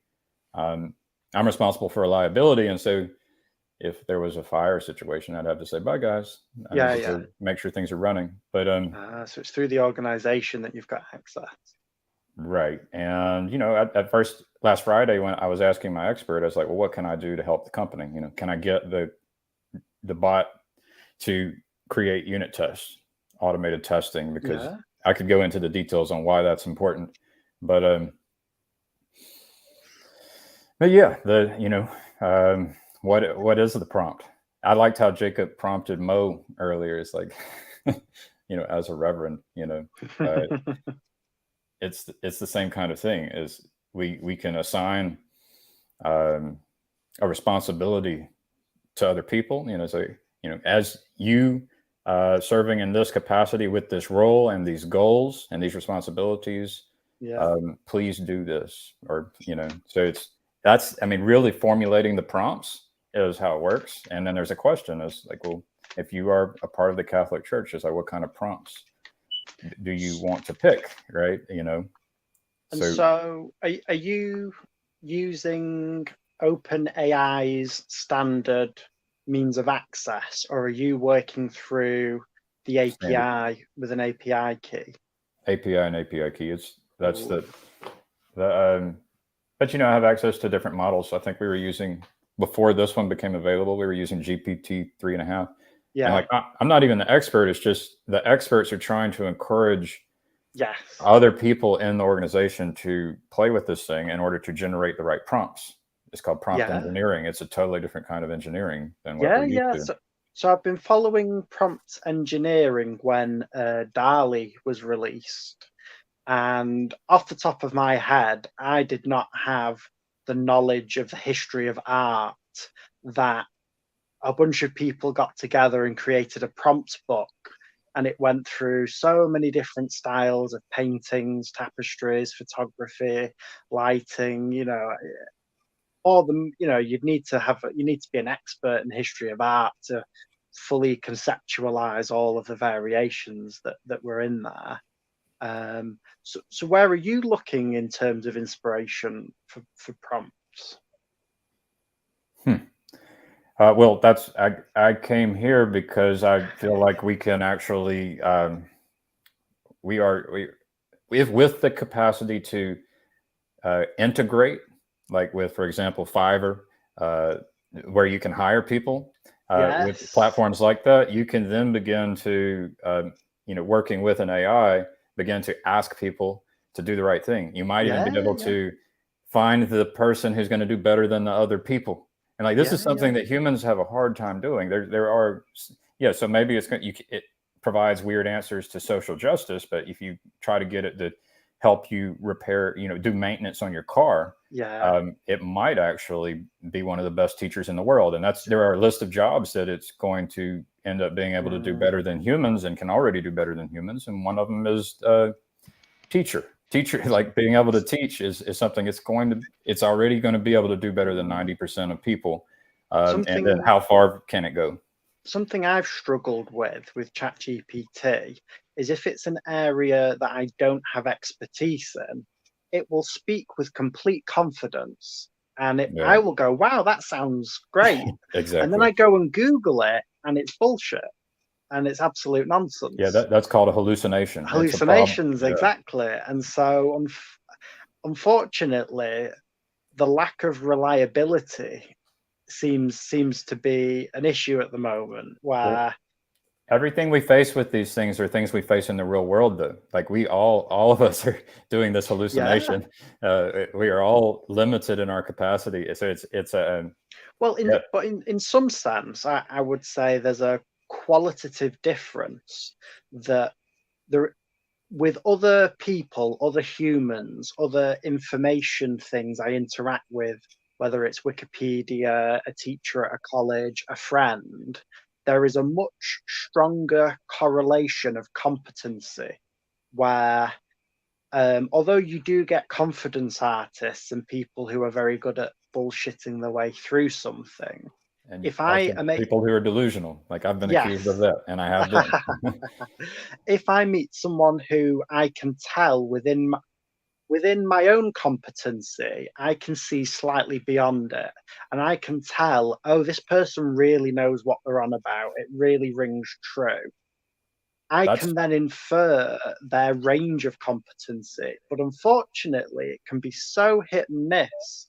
The hallucinations. It would be like someone coming in and out of waves of dementia, and 1 minute they're spot on and really intelligent, and the right. next minute it's complete gibberish that sounds really convincing. Yeah. The you can do multipass to try to detect the hallucinations, but that skill that you have in trying to detect people who know more than you and try to get a general sense of who are in that and how to organize all of the competence within that competence hierarchy, that's a skill. And can the machine agent do that skill? Like what happens if I'll turn this thing over to political parties and allow it to try and pick our candidates for us, right? Honestly, yeah. I'm just gonna jump in. You mentioned something that bothered me, but I let it go because the conversation was flowing, and it was that you said it is or it will be better teachers, and that's one of the first jobs to go. I don't know if that... Very interesting development. I'm very sorry to interrupt. Khan Academy has already partnered with OpenAI, and it's very telling that they chose Khan Academy to work with, because I told you guys this is going to be changing every hour. This is just the developing news. Like if we weren't just addicted to fear porn, I mean, this can be fear porn too, but yeah, it simultaneously scares me and excites me. So I'm not just leaning into the fear, and I'm trying to also shine a light on what could be good about it as well.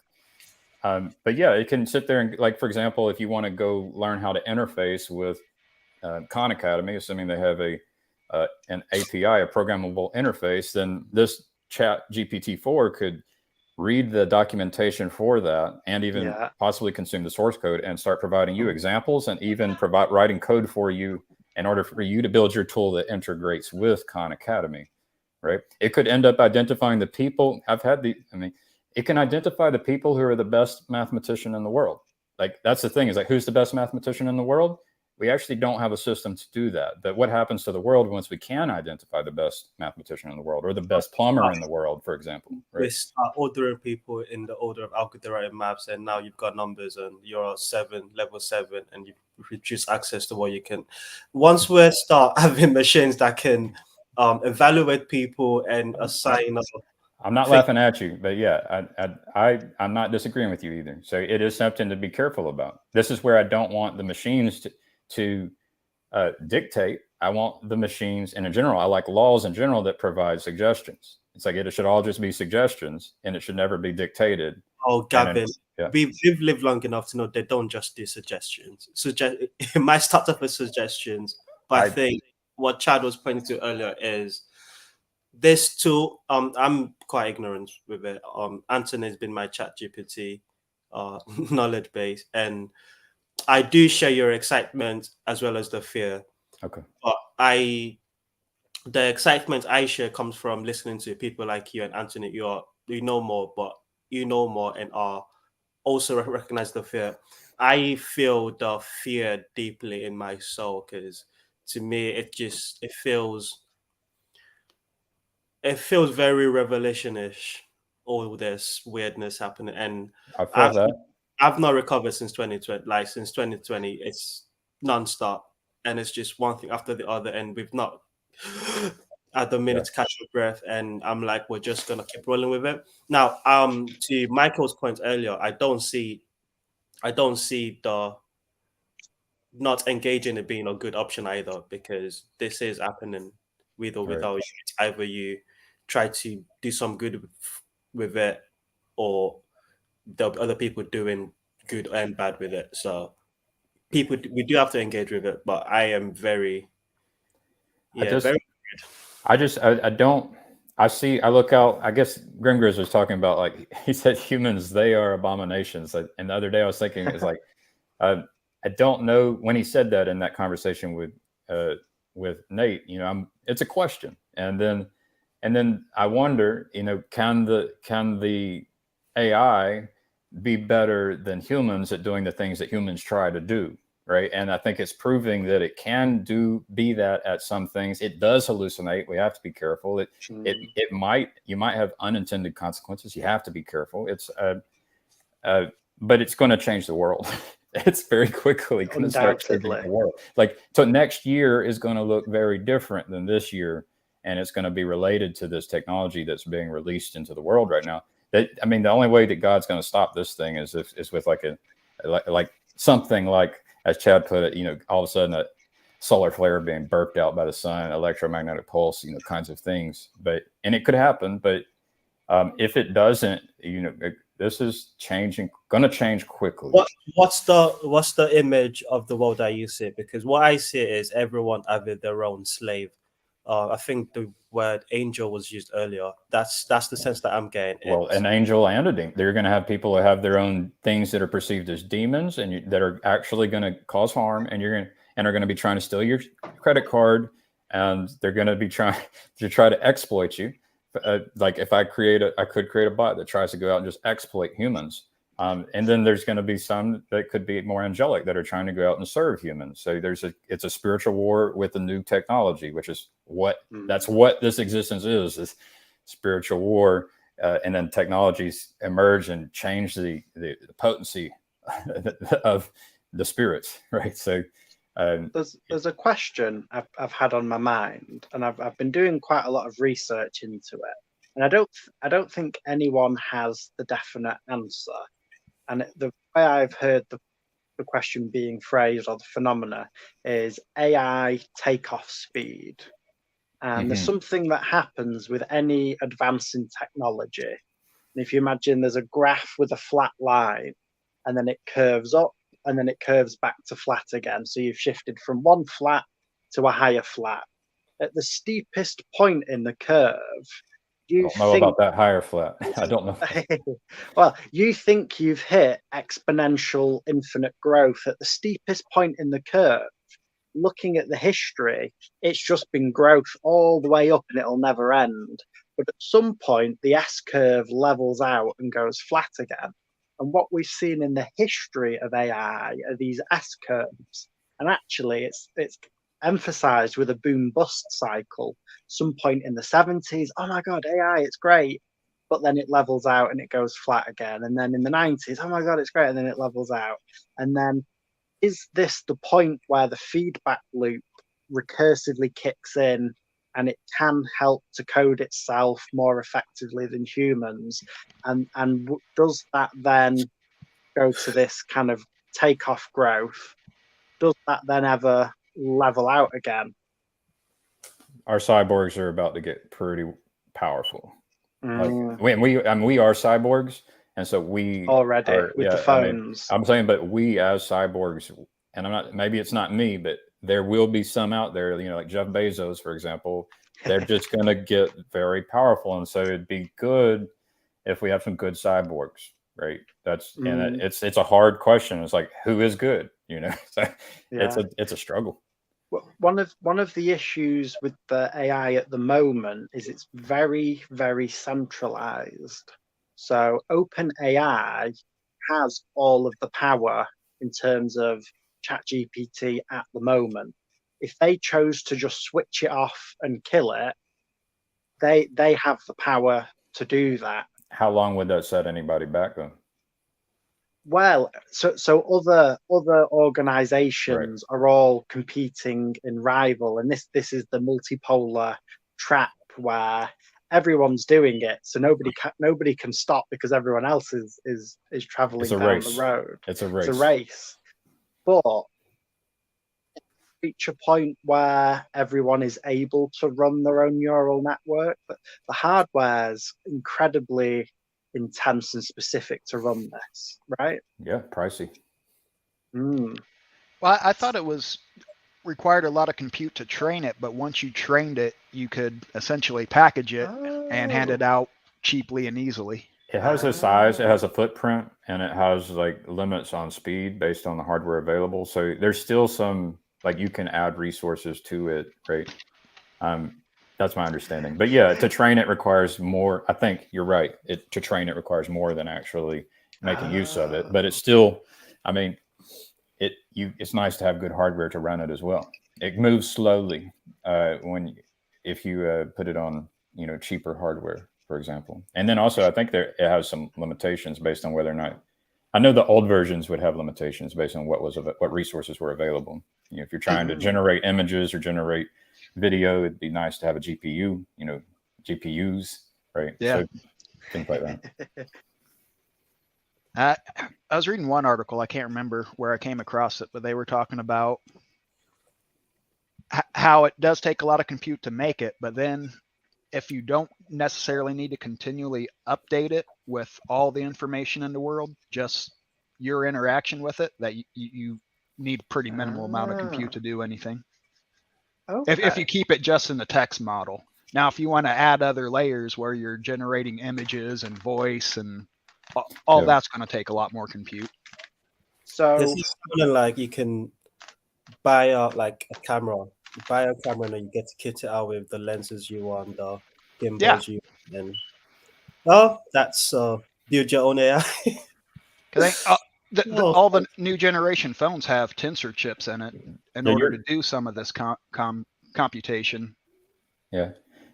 If this thing's an Oracle, you could imagine an Oracle being like a telescope, and then you could say, well, what size telescope can you afford? Right? Something like that. Yeah, no, that's a good analogy. Yeah. How far do you want to look? How many answers do you need? How complex of a solution do you need? What excites you about AI, Anthony? What's the draw for you? There's excitement is if you just take the concept of intelligence and humans' ability to control and direct intelligence and coordinate it can be quite limited. Being able to automate intelligence is incredibly powerful. All the positives you can think of: curing diseases, technological advancement, people with disabilities, education. Everyone can have their own Socrates, literally guiding them through every process they need.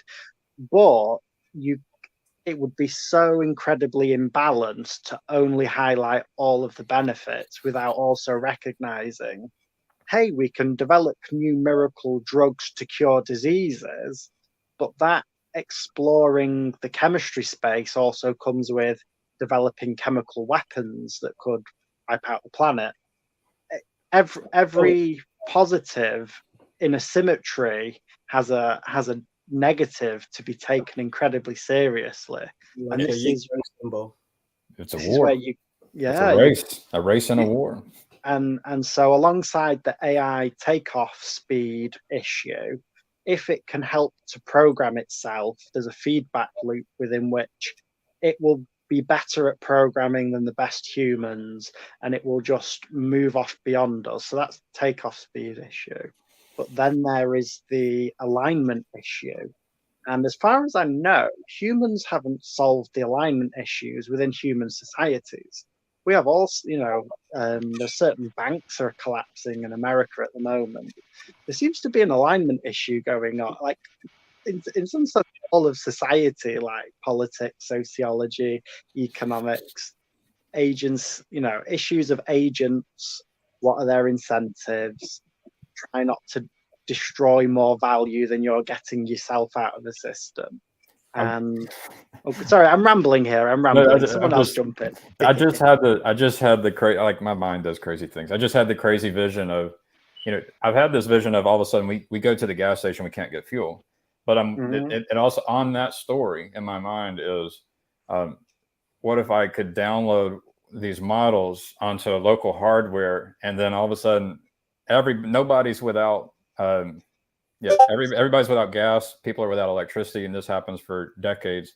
And I'm like, just it happens, and we don't know when it's going to come back. And I can go to my Oracle, provide the context, provide the situation. All of a sudden, I can get best practices on how to garden. I can have my Oracle help me and help the community for the situation. I mean, I could put this Oracle in a community where they can come to it and say, what should I do next? Right. What does that, what kind of service can that be to the community? Does anyone else have the sense that we're creating our own God? Well, that word got thrown around. The Hama came in and was like trying to slap us down for using that word. She didn't like it. No, small letter G. Small G. Yeah, I understand. Yeah, you know what we're talking about. It's because it's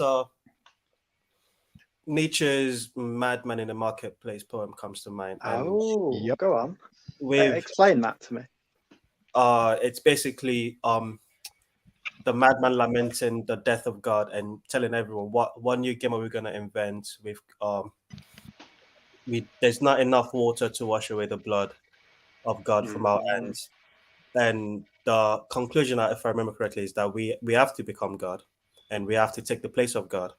Oh. I think that's where we're at. We are at a point now where, as people, there's so much information. Anthony and I were speaking about. I was saying how the printing press is not comparable to this moment anymore. We can't. That's a false. Well, it might be one of the best analogies that we have, but it is also severely insufficient. Yes, agreed. Yeah, I will agree to that. It might be the best that we've got, but it's significantly insufficient because this goes past information now. This is not just a library of information. This is, you said it can make it can be the better teacher than embodied teacher. Yeah, and that's a frightening thought. It's I would always, I don't know what the proper word is, but fear/exciting. It's scary/exciting. Like, does it have to be all scary? Yes, it's certainly scary, but does it have to be all scary? So it can teach you to make the nuclear bomb, for example, right? If I wasn't a Christian, I think I would be petrified. But because you've got faith. I've always got the God is good, so it'll work this out. He's not blindsided by this, so I guess I'm kind of concerned if you don't have any faith in anything, and you meet AI, ChatGPT, you might find yourself readily accepting that as a god. Yeah, I can give you a story where the story I had years ago is that we create like AI Jesus. AI Jesus learns to travel through space-time and goes back, and that was the Jesus that was met in the Bible was AI Jesus, right? So I mean, the thing is, by Isaac Asimov along these lines about these computers that you could ask questions to. I'm so glad you've said that because I'd completely forgotten this story. And there's there's an infinite number of stories. Yeah. Sorry. Carry on.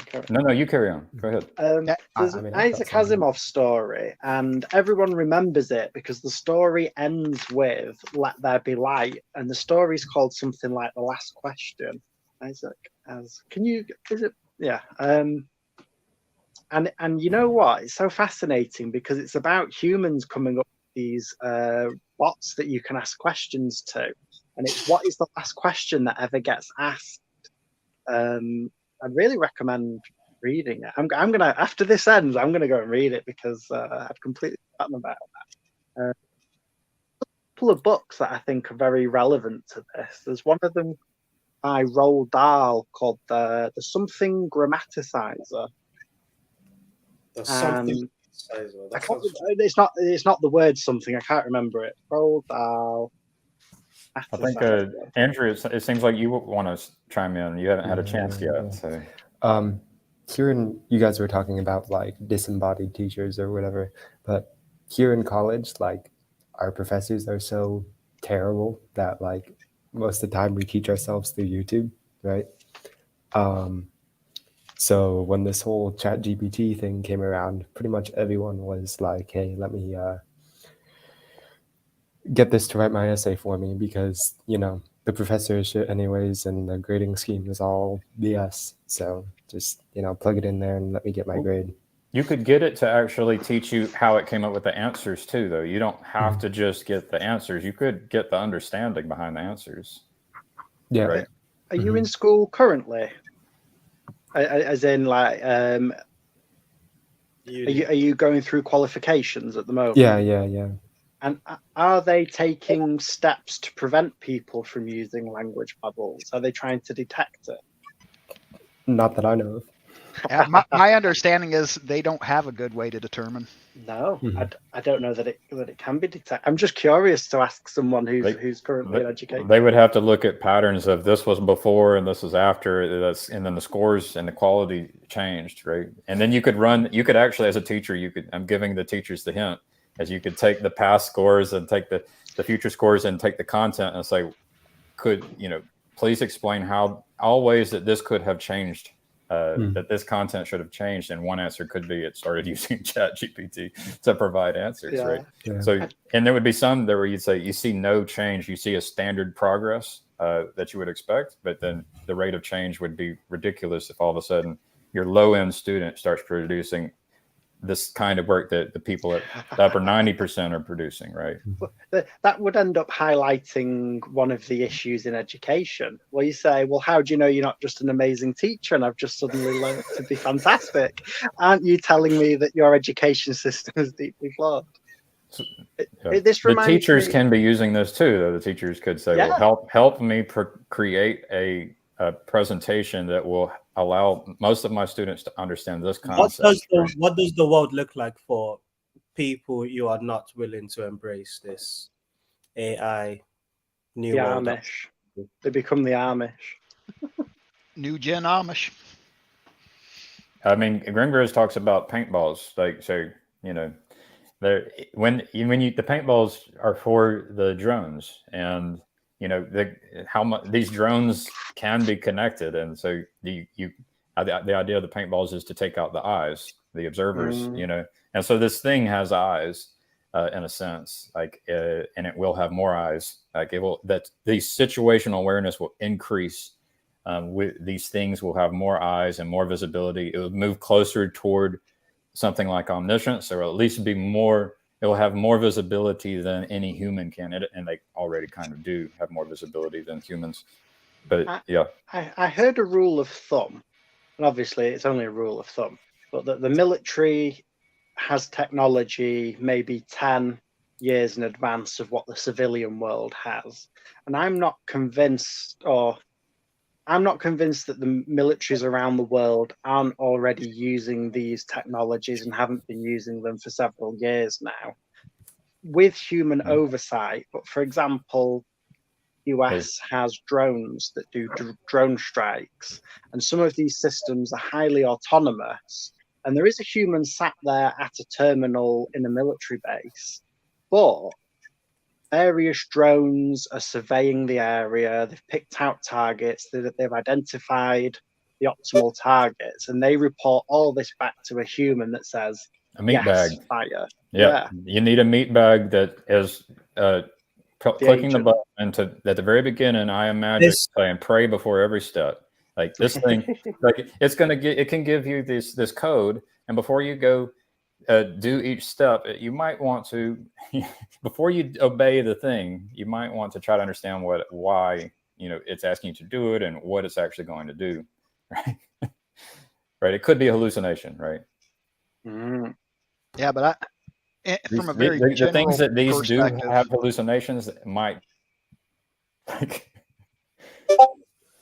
from a very general perspective, militaries do not want fair fights. They want No. asymmetric warfare. Yes. So any advantage they can gain over the opponent, that there's motivation to do such a thing. I'll say that.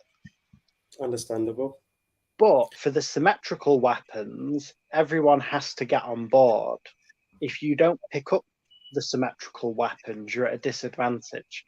Any military that doesn't is already defeated. If you know, when the fighter jet comes along, if you've not been investing in your air force, you all of a sudden you just cannot compete alongside.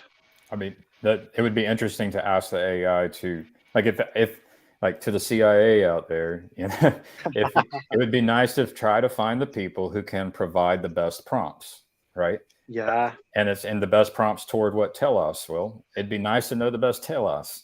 What is the best telos? What is the best aim and the best goal? Right. So these are the things that those in the CIA and those in organizations that already have these models, the questions that they should be asking. But yeah, they should have been asking this for years. I don't think, and hopefully it gets better. Our telos, our aim gets better, and our ability to, you know, find the people who can provide the right prompts. That should get better. Like the power of the spoken word is going to get ridiculous. Words, the power of words are get so ridiculously powerful. That prompt is words. Yeah. Well, and the beginning was the word. This thing will. I'm telling you, this you're going to see this thing changing very quickly. You can see the world we're in changing very quickly. I believe it. I don't know if I'm ready for it, but I believe it. So, on what kind of a time scale in my day-to-day life, when I leave my house, I'm not looking through a screen, will I be noticing effects of this, and how and where will I be noticing effects of this? Because my Twitter is blowing up like crazy over this. I'm tuned into all the right frequencies that people are freaking out. Oh my God, the world's ending. Oh my God, we're going to reach utopia. Well, when I leave my front door, it's just the normal world. So what's the time frame? I don't know the exact time frame, but I would like the things that you would want. What are the things you would want to see in the sequence? Like, and then, you know, how long does it all take? Like, that's kind of the question. What are the steps? Right. And so the steps might be something like, the ideal steps would be the same thing a lot of people have been teaching here in the estuaries, like going into your community in the local area and making use of the technology such that you can meet with people. And essentially what should come out of it is good fruit. Right. The good fruit might take the shape of all of a sudden there's less traffic accidents and there's less starvation and there's less disease. And it would be throughout the communities at the local level on the ground. So if you were just like cruising and you're not paying attention to anything, you should start to see that, for example, you know, all of a sudden your waste management system becomes more reliable. Right. It becomes cheaper. You would see that the quality of the food becomes better and becomes cheaper, right? That's the economic stuff that Jacob was pointing at. Like the whole economy should start being better, such that we have better fruit as a whole. Like that would be the good side. How does this impact? I didn't hear you, Tayo. Say again, Tayo. No. It's not useful. I'm wondering out loud. Don't worry. You guys carry on. Someone else hop in. We've got 12 minutes, T-minus 12 minutes until we end it. Well, kind of going back to that Twitter thread that started us all off, in some ways, I see using Dan to prompt engineer is a front-end bypass to get around the guardrails, where getting code to run on your computer to communicate on the back end is a very different thing. Is that a fair way to look at that? So I've heard y'all mention. I've heard y'all mention Dan, and honestly, could you explain Dan to me? Dan from my perspective, it's a Jungian archetype. Do anything now that they use as a prompt in order to bypass what guardrails to get it to say things. Like if it's programmed to say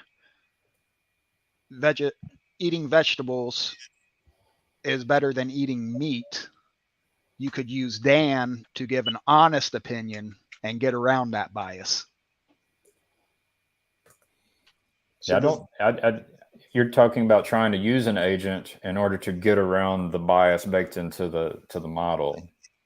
So there needs to be an awareness of the guardrails and an agent to get around it.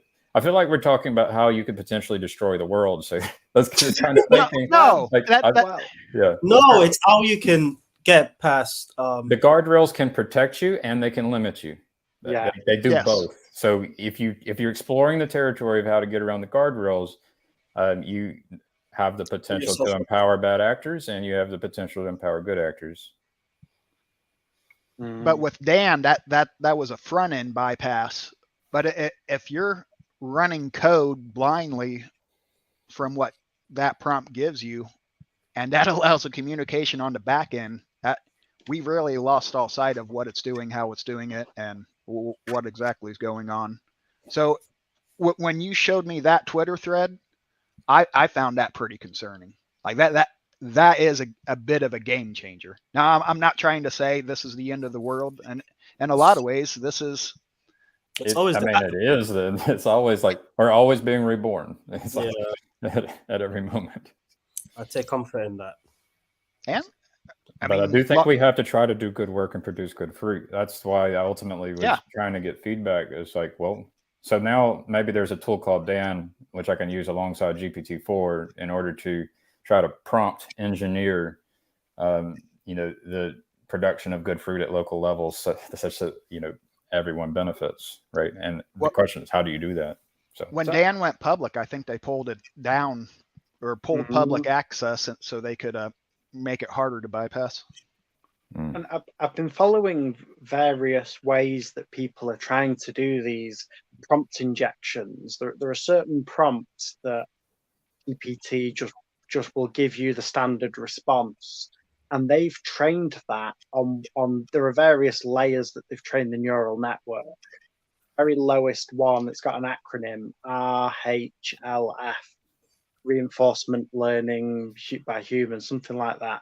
And that's one of the layers where they try and get it to be kind of social. It's friendly, it's helpful, but also people for political and culture war reasons are getting upset if you ask it about veganism or about whatever your favorite culture war topic is. It picks a particular side, and certain actors, as soon as a new model gets released, they are trying every way they can to break out of the guardrails. And there's an interesting difference, or maybe not difference in category, between do you just not want it to be biased against your view of the culture war versus are you going to try and get it to develop existential risk, chemical weapons, things like that. So one guardrail that I read about in that Twitter thread was that it's supposed to respect people's privacy. It's a guardrail. But that thing right there, if it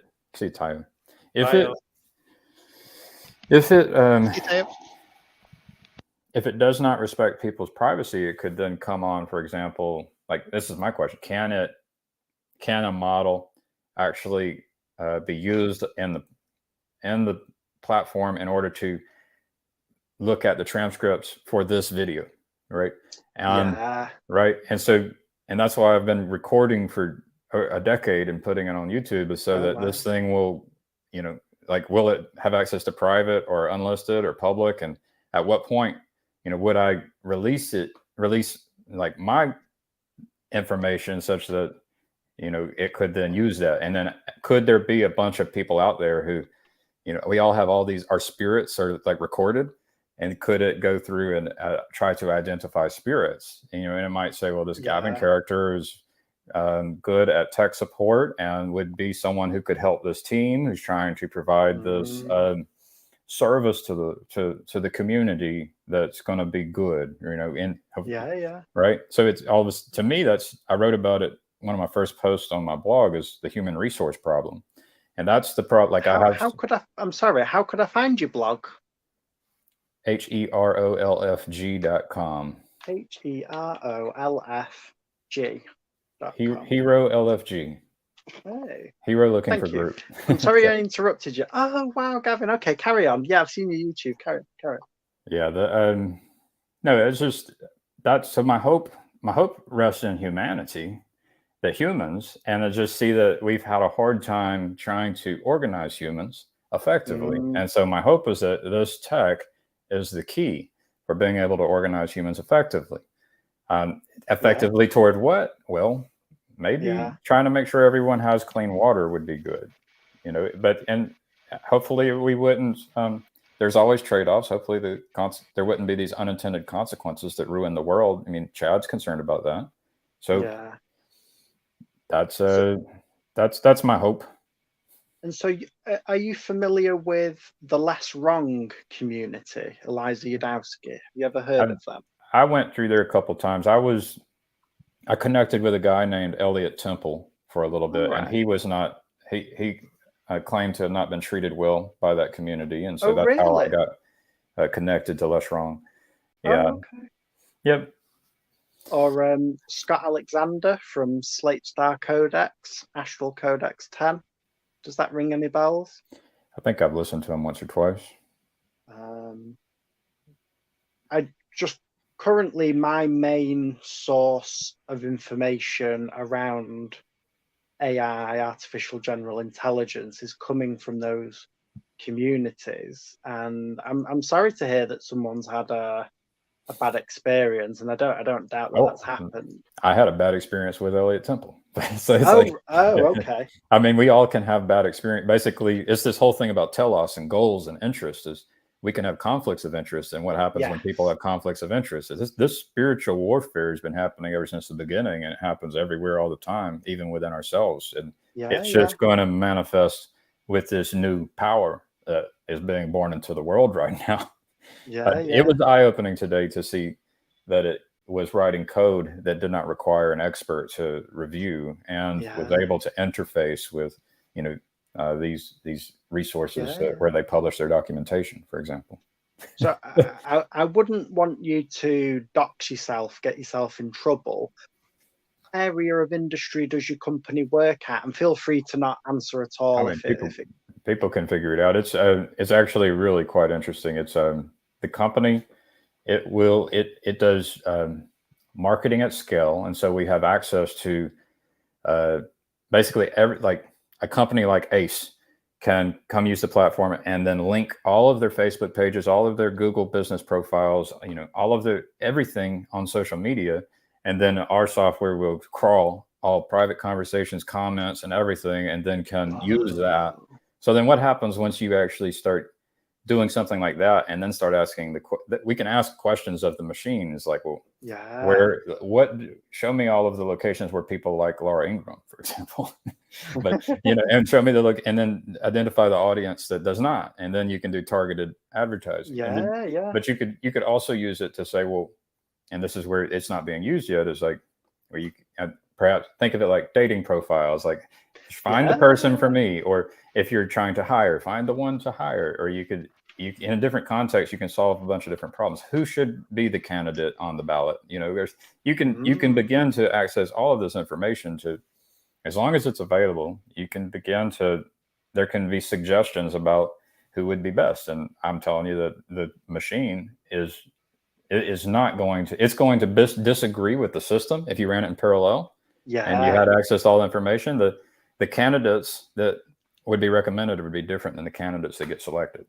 Right. And this is the same thing about when you're trying to marry someone, or when you're trying to figure out who's going to be president of the United States, or which bad guy you should go after, or which people you should hire to, whatever.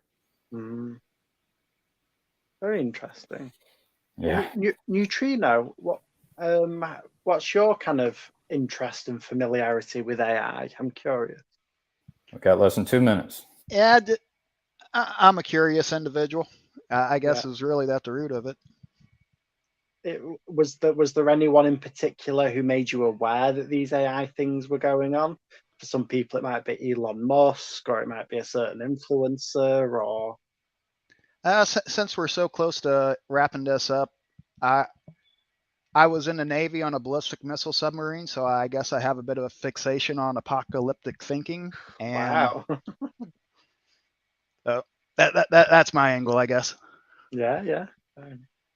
And how often do you do these kind of live streams where people can join, Gavin? How frequent are these?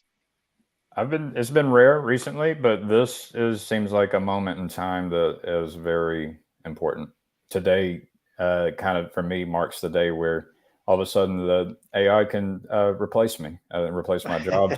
It's me as and my skill set as writing software as like a full stack software engineer integrating. Wow. It seems like that.